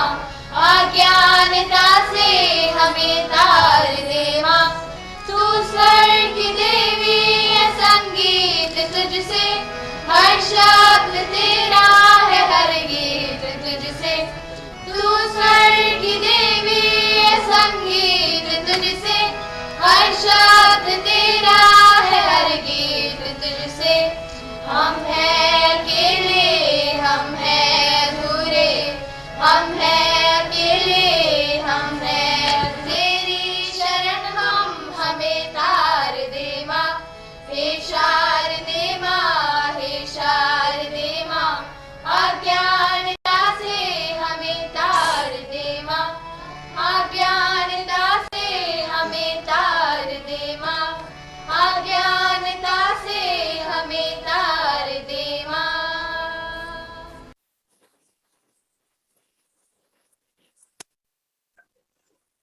Good afternoon, everyone.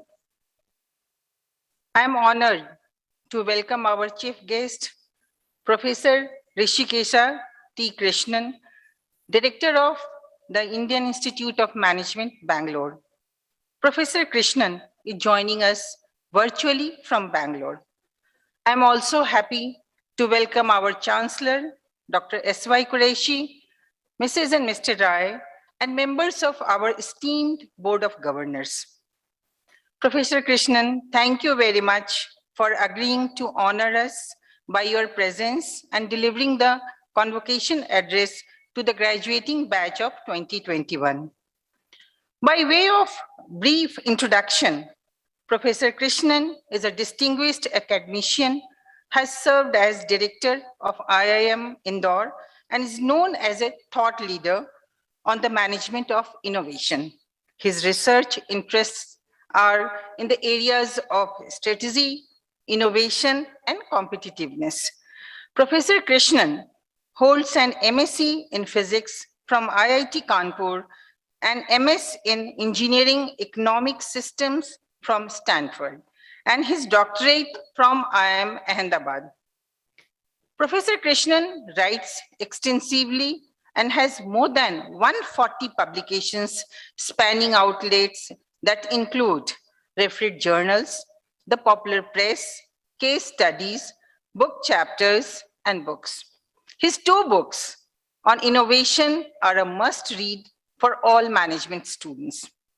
Once again, it is our pleasure to welcome you, sir, and I thank you for gracing the ceremony.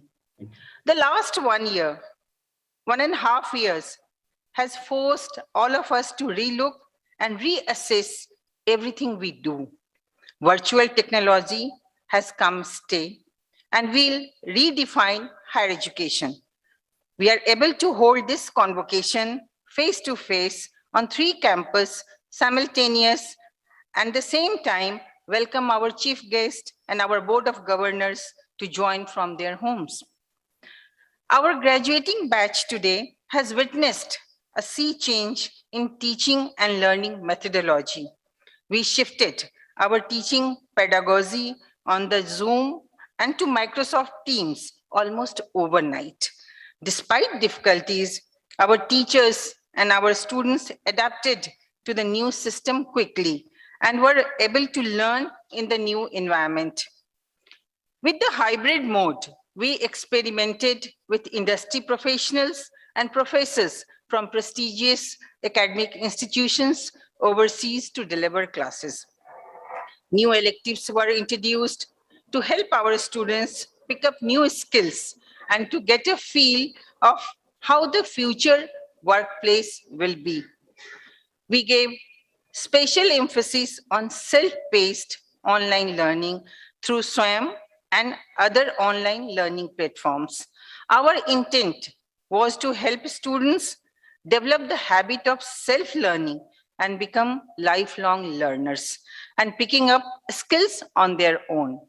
Our faculty developed 2 courses for SWAYAM and IIMBX on marketing and innovation, other innovation and startup policy. Nearly 20,000 students enrolled for both courses in last 2 years.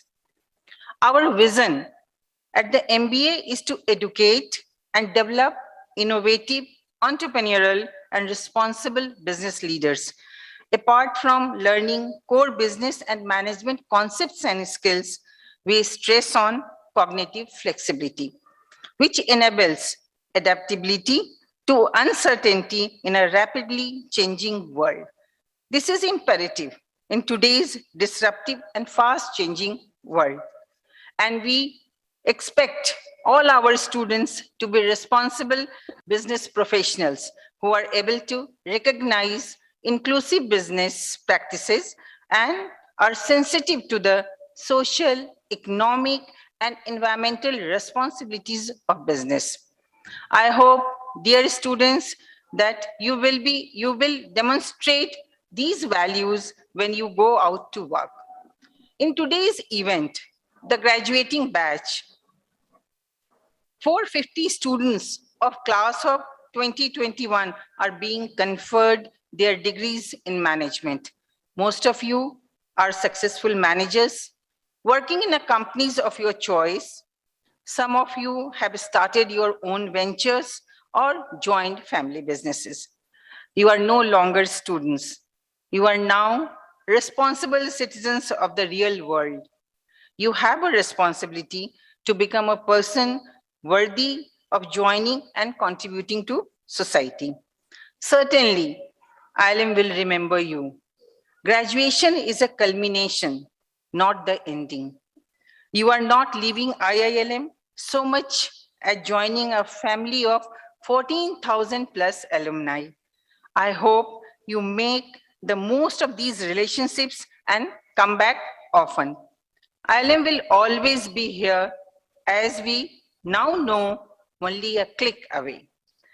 You can contribute and give back in many ways, from being involved with the Alumni Association to providing support and mentorship to current and future students, which in turn enhances their student experience and eventual success.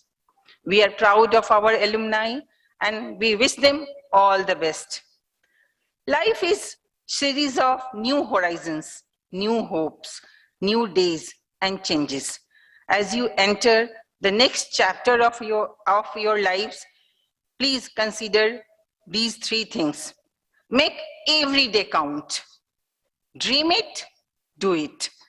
Remember, the right decisions you make in life may not always be the popular ones. At the end, I just want to convey to you all that tomorrow belongs to the people who prepare for it today. This is the ideology we at IILM have tried to inculcate in you. This ideology will help you to face all situations, including the current unprecedented circumstances. May these unique circumstances give you resilience and inspire you to make the world a better place when you go back into it. Once again, congratulations, good luck, God bless you, thank you. So thank you so much for joining us today. May I now request you to kindly deliver your convocation address.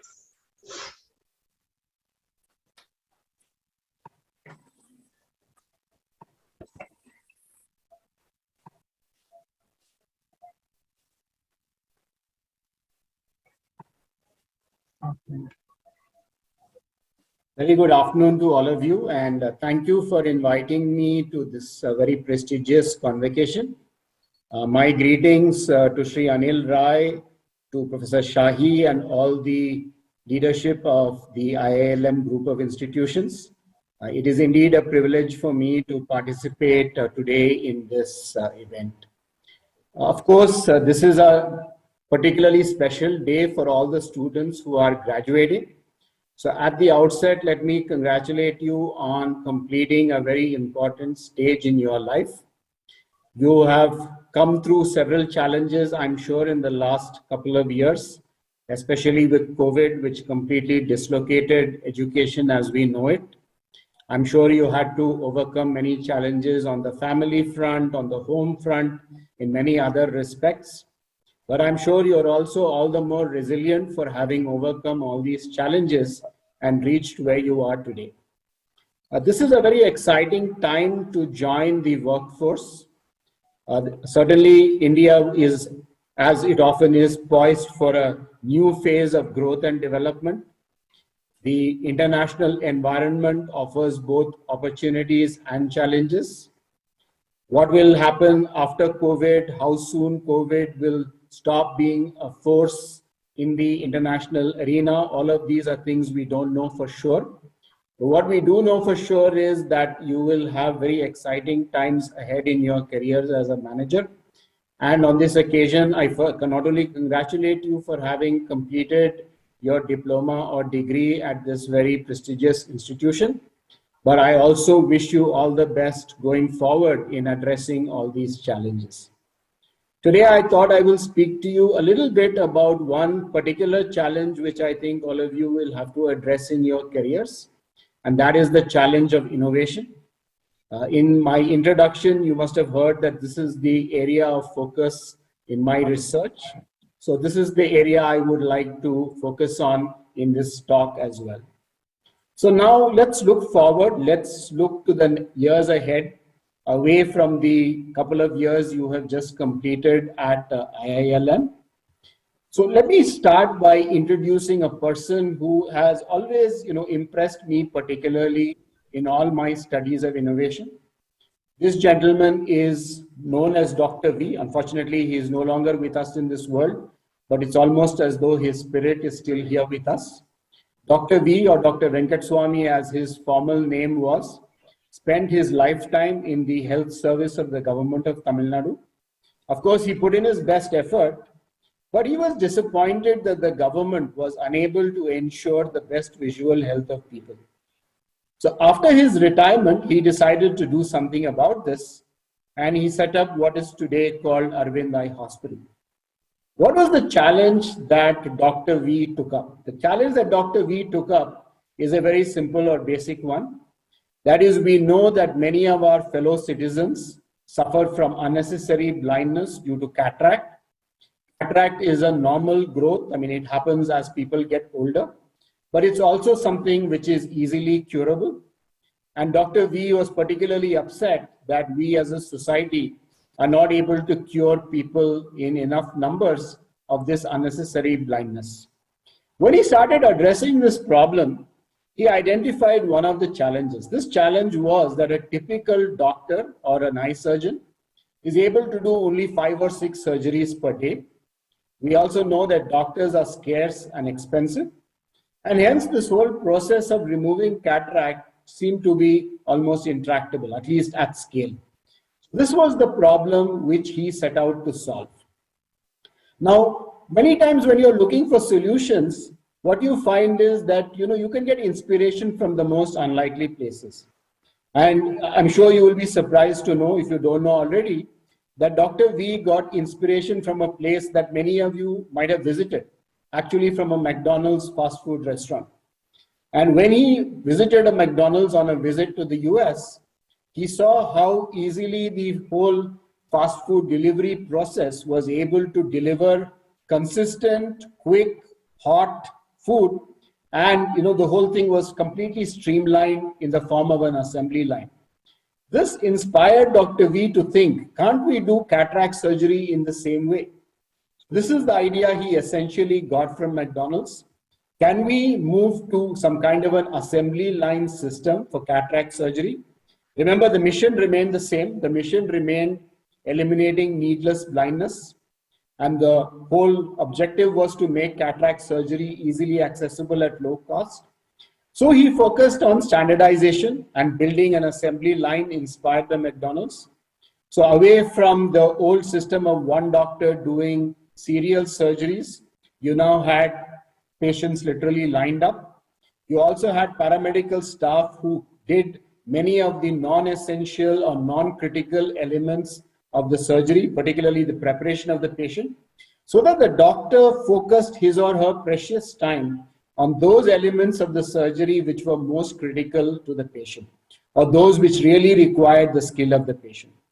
What happened as a result of this assembly line approach? What happened is very simple. Instead of doing 5 or 6 surgeries per day, now the doctor could do 25 to 30. Essentially resulting in a 5 to 6 times enhancement in productivity. Now, when you transfer this kind of an enhancement in productivity to benefits to the patients, you immediately realize that one paying patient could actually cover the cost of maybe 3 or 4 patients who couldn't afford it. And this essentially meant that the paying patients could subsidize the poor ones. And this is the model which Dr. V perfected over the years, a model where essentially you could use innovation to bring down the cost of cataract surgery, but at the same time not compromise on health or safety. I think this is very important. This doesn't mean that you will live with higher infection rates. It doesn't mean that you will live with people going blind. It means you will do high quality surgery, but at low cost, so that you could really cover a whole hundreds, if not thousands of patients. And you can see the kind of numbers which Arvind Eye Hospital has been able to achieve. Now, you guys might be thinking when I'm telling you this story that, look, hey, we are not doctors, we are not surgeons, we are just management professionals. How are we going to be able to use this kind of a logic? Of course, one thing you would know is that you could actually put a management lens on whatever I told you so far. And you could see that there is a kind of virtuous cycle of performance that Dr. V and his colleagues at Arvind tried to create, which essentially enabled this whole thing to work. So there's clearly a management component to it. But going beyond Dr. V, let me now introduce you to another young friend of mine with whom you might be able to relate more easily. This is a guy called Vineet Saraiwala. He was our student here at IIM Bangalore just a few years ago. And in 2015, he graduated with the PGDM from IIM Bangalore. What did Vineet do after he graduated from campus? Well, after he graduated from campus, Vineet joined the Future Group and he worked with Big Bazaar. Now, Vineet himself is a young man with a disability and he decided to focus on inclusion as his main mission for life. So one of the tasks he took up in Big Bazaar with the blessing of Kishore Biani and the top management of the Future Group is to make Big Bazaar stores disabled friendly. And that's exactly what he succeeded to a large degree in doing in the years he worked with the Future Group. He also makes an interesting comment, and I'm sure you can't read this, so I'll read it out to you. He says, when you are trusted with such significant work that impacts so many lives, your role and designation become immaterial because your heart knows that you are doing the right thing by making this world a more inclusive place to live in. And this is the inspiration with which Vineet continues to work.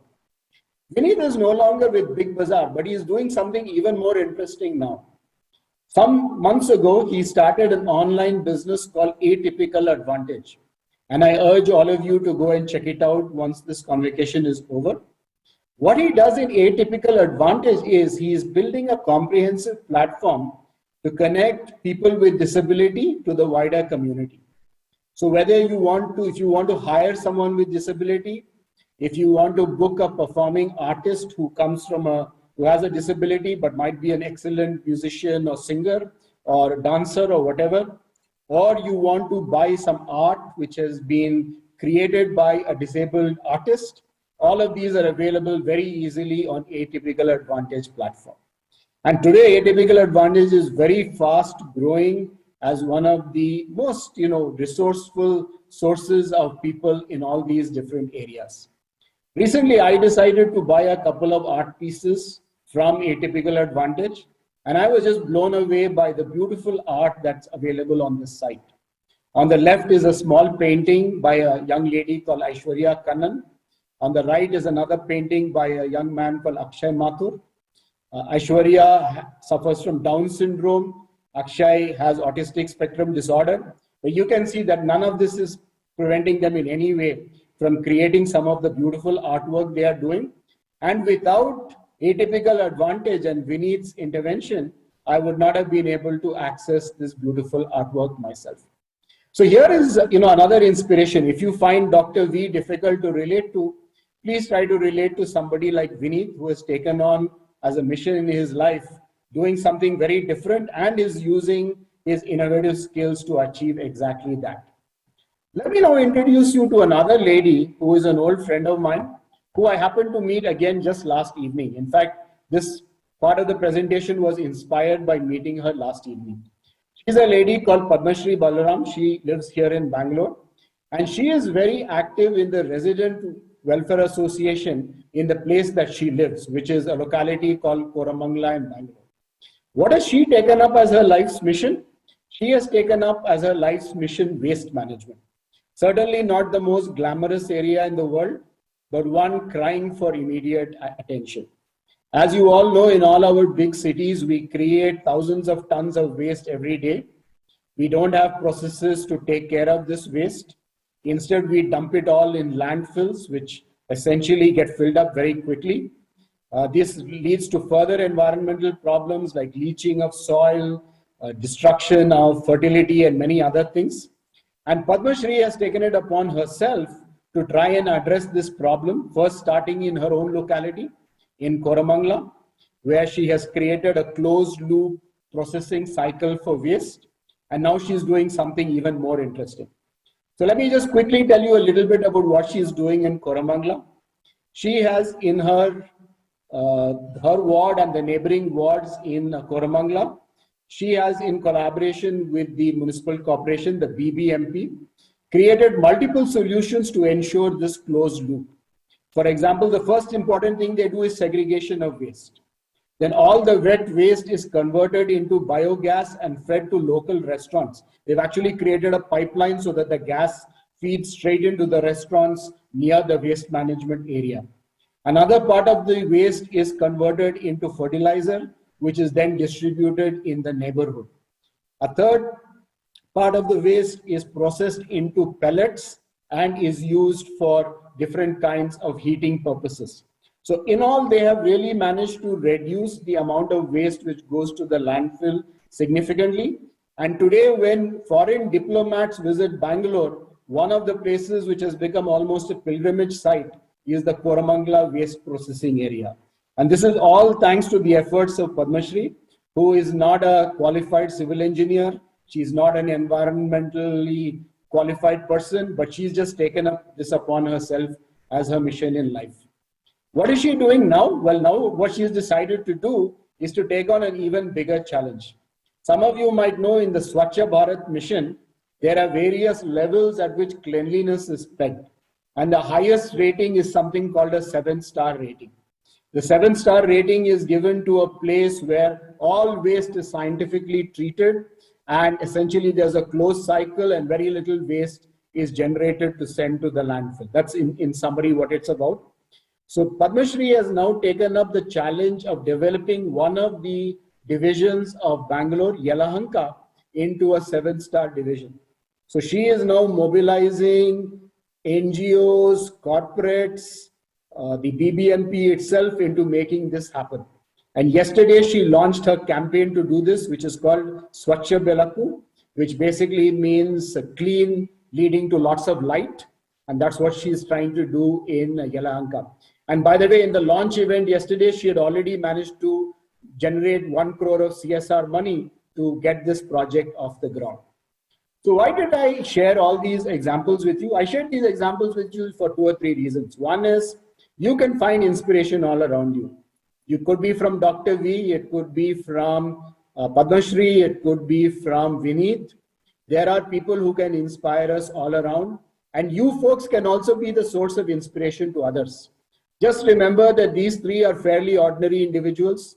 They are not some geniuses. Neither are they, starting with a silver spoon or anything like that. They are 3 individuals who have taken up important missions, used a lot of innovation and tried to make these work. Where does successful innovation start from? I believe it's from solving the right problem. So you can see that Dr. V is trying to address unnecessary blindness. Vineet is trying to make sure that the disabled can live a life of dignity and can have alternate streams of earning. Padmashree, of course, is trying to focus on solid waste management and cleanliness and restoring the pride of Bangalore. So there are several youngsters all over the country who are already doing this. And I urge you all to join them and become part of this mission. During COVID, also, we have seen several youngsters taking up very interesting problems to solve. For example, in Bangalore, there are 2 startups which I have been observing. One of them is a startup called Cloud Physician. All of you know that during the pandemic, we had a severe shortage of intensive care unit rooms. But it's very difficult to create ICU facilities overnight. You need specialist doctors, intensivists who can manage it. You, of course, need a lot of specialized equipment. What Cloud Physician does is provide a remote solution for ICU management. So essentially, it uses telemedicine principles. So you can see this lady in the bottom picture who is at the command and control center. So she can manage multiple units where they don't have all these specialist healthcare, and she can help the doctors in those units provide ICU-like facilities to the patients there. And this Cloud Physician technology was used by many organizations in Karnataka for sure, probably elsewhere as well, to upgrade their facilities during COVID-19. Let me tell you about another organization which has done something similar. This is a startup called Dozy. The founders of Dozy are two young graduates from IIT Indore, Mudit and Gaurav. I happen to know Gaurav's father. That's how I came across this company. But Dozy is doing some amazing work. They started by trying to help people sleep better, to cure sleep apnea. So they made some sensors which could figure out how well how badly you're sleeping at night, and could then help you identify where your sleeping problems are coming from. But when COVID-19 started, they realized there are even better applications for their sensor technology. So they converted their sensor setup into a vitals monitoring system during COVID, which measures oxygen saturation, respiration rate, heart rate, blood pressure, etc., so that doctors could remotely monitor people who could not be admitted into the hospital. How do you identify a right problem? Well, it's not so difficult actually. Let me give you an example from another interesting startup whom I met some years ago. This is a company called Vigyan Labs from Mysore. And the founder of this company, Varadarajan, whom you can see in this picture, he took up another very interesting problem. We all know that a lot of computing is shifting to the cloud. But just because it's shifting to the cloud doesn't mean there are no computers. There are large banks of computers in data centers which are doing all the work behind the scenes, whether it be in Google, Facebook, Make My Trip, or whatever. But these data centers consume huge amounts of power. And some analysis suggests that data centers can waste as much as 90% or more of the electricity they pull off the grid. That is huge wastage. So what Varadarajan realized is that if you could only come up with a solution which would enable reducing the power consumption in data centers, you would have something really good to make a difference to global warming, to climate change, and everything else. And that's exactly what he did. He addressed the pain point of high power demand. He addressed the wave or trend towards data centers. And he addressed the whole critical waste of power which is happening in data centers by coming up with a solution to reduce power consumption by 30%. So what is a good problem? A good problem is one that represents pain, wave, and waste. Just remember this: pain, wave, and waste. These are three indicators of a good problem that is just crying out for innovation. Now, all of you might be thinking, all of this is fine. We would love to do all this innovation, but what can really drive it? How can we be good innovators? How can we emulate what we have seen from all these iconic figures? Well, we often think of creativity as the driver of innovation, but I would just suggest to you that while creativity is important, it's actually curiosity that might be even more important. So you need to be curious. How are you going to drive this kind of curiosity? Well, essentially by immersing yourself in problems, but sometimes just immersing yourself in problems is not good enough. Sometimes you might also want to change the environment. You might want to shift away from the problem itself so that you get inspiration from somewhere else. Just as you remember, Dr. V got inspiration from McDonald's. Let me give you another example. This is a very prestigious hospital for children in London. It's called the Great Ormond Street Hospital for Children. And some years ago, they were facing a very major challenge. Typically, sometimes they have kids who have to go through very serious and critical surgeries in the ICU. But after they have, in the operating theater. But after the operating theater experience is over, after the surgery is completed, there's an even more challenging task. That challenging task is to move the child out from the operating theater and then wheel the child into the intensive care unit and connect the child to another set of tubes and measurements and instruments and so on. And at the same time, there has to be an effective handover from the surgeons to the doctors in the critical care unit. And what the hospital found was they were actually having high levels of mortality in this process. So they were wondering how to address this problem. How could they make this whole transfer from the operating theater to the ICU smoother and less dangerous to the young kids who were going through this surgical process. Now the question is, where would you get ideas for this from? And you would probably find this quite interesting. I particularly found it fascinating. You know where they went to look for ideas? Well, one day one of their senior cardiothoracic surgeons was watching TV. And what he was watching on TV was Formula One race. Now you probably know, and you must have seen, that when a car goes into the Formula One pit stop, there are hundreds of things which have to be done in a very short time.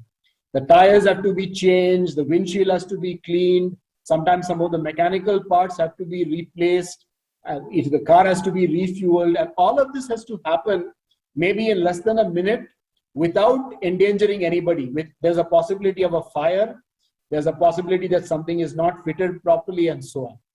So the doctors in this hospital thought maybe the F1 pit stop is where we should learn from. When they talked to the top F1 teams, they found that they had actually gone to the right place. The top F1 teams recommended that they space out the staff, make an organized list of instructions, more like a checklist, and that there needed to be a much more structured process. And when they tried to translate this process into the operating theater to ICU transfer, they were able to reduce the number of handover mistakes, they were able to reduce the number of technical errors. Anyway, the short lesson from this is look for inspiration in a whole lot of places. Look in places which might be analogous but might be totally different, because these might give you very interesting ideas for you to make the kind of innovation that's required today. Another important driver of innovation is a quest for continuous improvement, just not being satisfied with how things are today. That is the philosophy, for example, of a motor car company like Toyota, which has focused on continuous improvement or Kaizen for years. But you can do it in other domains as well. Dr. Devi Shetty, who is one of India's leading cardiac surgeons, and also, luckily for us, happens to be the chair of our IIM Bangalore Board of Governors today. He is driven, I've seen, entirely by this. He's just not satisfied with improvements he makes. He wants to continuously bring down the cost of cardiac surgery so that it becomes more affordable and accessible to a larger number of people. Some years ago, they used to do cardiac surgery at Narayana Hridyalaya, his hospital, for the equivalent of $2,000. Then they were able to bring it down to the equivalent of about $1,500. Today, his goal is to bring it down to $800. And to do all this with, of course, maintaining the best safety and success rates in the world, and without in any way compromising the health of the patient. So they keep looking for new things, new ways to do things, redesigning the hospital, redesigning the way staff do procedures, manufacturing drapes, tracking every penny in the whole process. This continuous improvement enables them to keep on moving towards pushing down the cost of cardiac surgery. Another important dimension of this whole focus on innovation is the importance of experimentation. An experiment is critical for any kind of innovation activity. And an experiment is simply an activity that validates assumptions. You must have seen this if you saw a movie called The Social Network. It's a fictional movie, but based on the life of Mark Zuckerberg, the founder of Facebook. If you go back and see this movie now, you will realize how quickly they were able to do experiments in the early years of Facebook, both to move from idea to proof of concept and to move from proof of concept to impact. This is exactly what you need to do in almost every situation. You need to be able to experiment rapidly. And in the digital world, this has become particularly easy. All of you would know that all the digital platforms, they no longer worry too much about sitting down with customer focus groups. They don't really need to take votes of committees to decide on whether a new feature should be introduced or not. Instead, what they're doing is constantly experimenting, testing new ideas, measuring customer response, and building on what they learn. One of the problems when you do market research through surveys is that you get desirable answers back. People don't tell you exactly what they'll do. But in the digital world, you don't have that problem because you can observe in real time how people will respond to different new features that you might offer. So this is the important imperative of experimentation. You all need to think of doing both convergent and divergent experimentation. Divergent is open-ended when you're trying to create something new.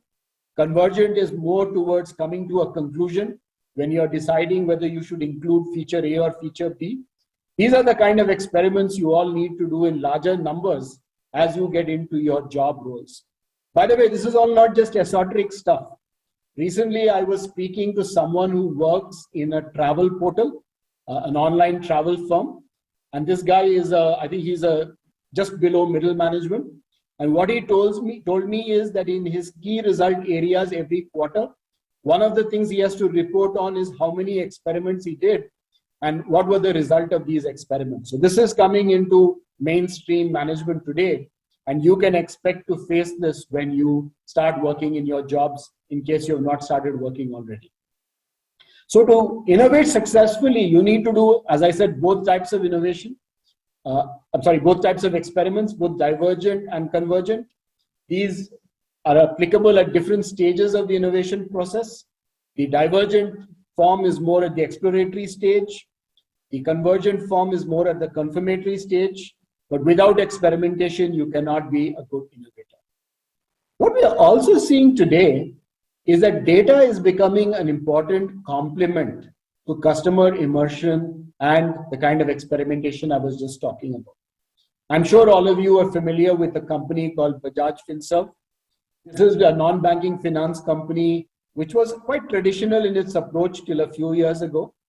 But today, their entire retail loan business works on the basis of real-time data. They have issued hundreds, if not thousands, of credit cards and EMI cards to customers. They are able to observe customers' credit behavior. And with this, they are able to build up a credit score for customers. They are able to combine this with credit data available from third-party bureaus like Equifax. And with all this data, they are able to take a loan approval decision in less than a minute. And all of this without having very serious delinquency ratios. So today, data has become the complement to customer immersion. You still need experimentation, but you have a lot of data which helps you do this experimentation much more easily. So let me come now to the final few thoughts I want to share with you today. I've been sharing all of this with you because I think in the world in which we live, the world of digital, the world of data, the world where a lot of huge challenging problems are there before us, there is no option but for all of us to start embracing innovation as a serious part of our activity. And this is going to be particularly true for young managers like all of you who are just embarking on your careers as we face a whole gamut of new and large problems. So a few things you can do to improve your innovation capability. You could focus on some of the techniques like design thinking, systems thinking, and lateral thinking. And there are lots of good tools which will help you do all this available on the internet. You might want to sharpen your creative problem-solving techniques using these kind of tools. But you also want to build a whole lot of innovation stamina. You need to have the stamina to sustain your curiosity, not just get tired easily, but to sustain that curiosity, keep looking out for new ideas, keep going to different contexts, keep talking to different customers, etc. You need experimentation stamina. Experimentation is not always easy. Experiments will fail. Sometimes you don't know exactly what experiment to do to test your idea. You have to keep figuring this out. And you can't afford to get dejected or dismayed because a few experiments don't work. You need communication stamina. You need to talk about your ideas. You need to get buy-in from people in your organization. You need to get buy-in from investors, from venture capitalists. Unless you have stamina in communication, you'll not be a good innovator. And last but not the least, you need collaboration stamina. You can't do innovation alone. You need to work with others in order to make innovation happen. So just remember, you need to develop stamina in all four of these: curiosity, experimentation, communication, and collaboration if you want to be a successful innovator. And last but not the least, don't forget these four inspiring figures I mentioned to you: Dr. V, Vineet Saraiwala, Padmashree Balaram, Dr. Devi Shetty.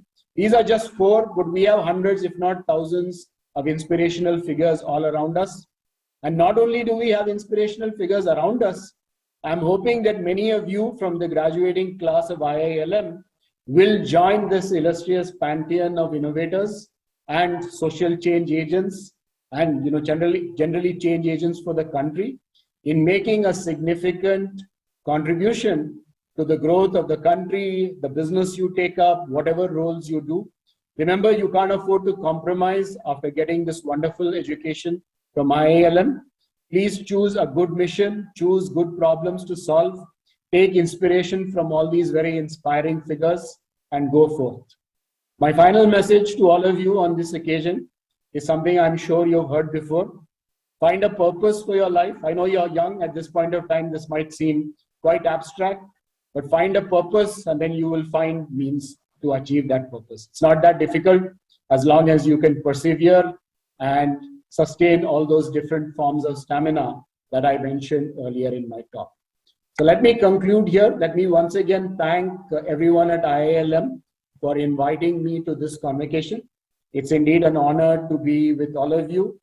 And my best wishes are not only with all of you graduating students, but with the management, faculty, staff, current students of IILM. And I wish you all the best in everything that you do going forward. Thank you. Thank you so much, sir.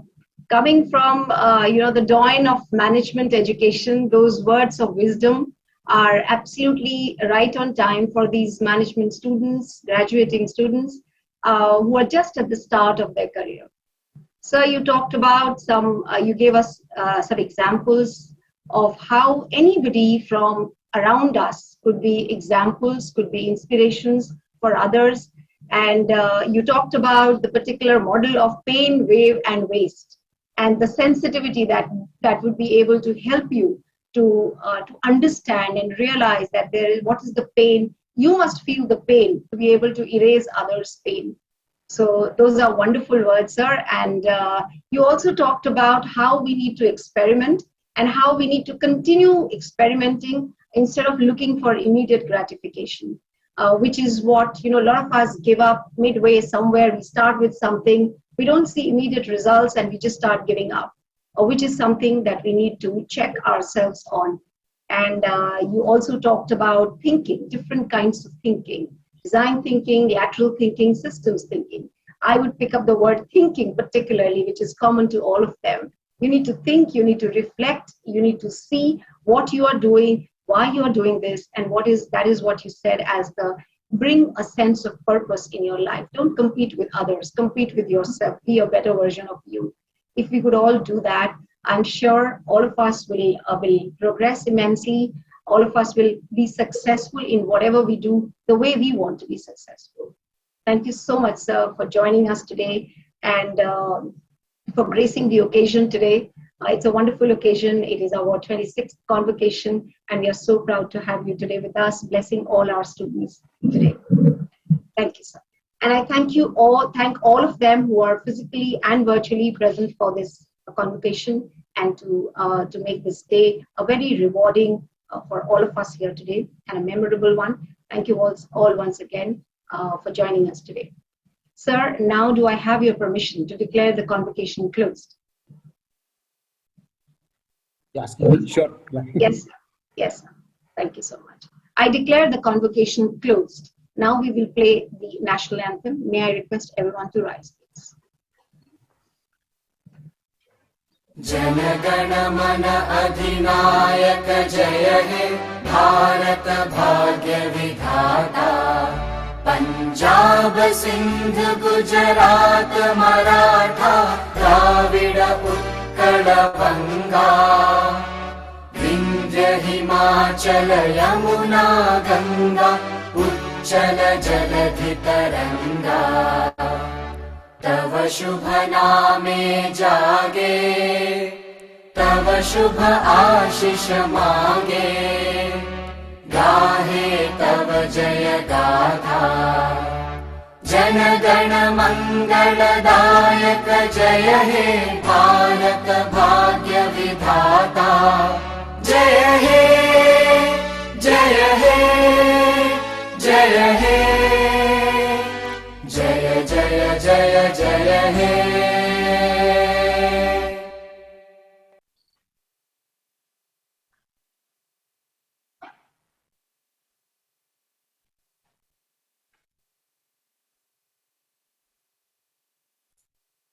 Thank you, Professor Krishnan.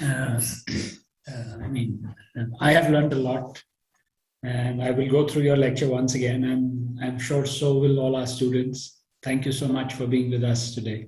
Yeah, thank you. Thank you. Thank you. Thank you, Jen.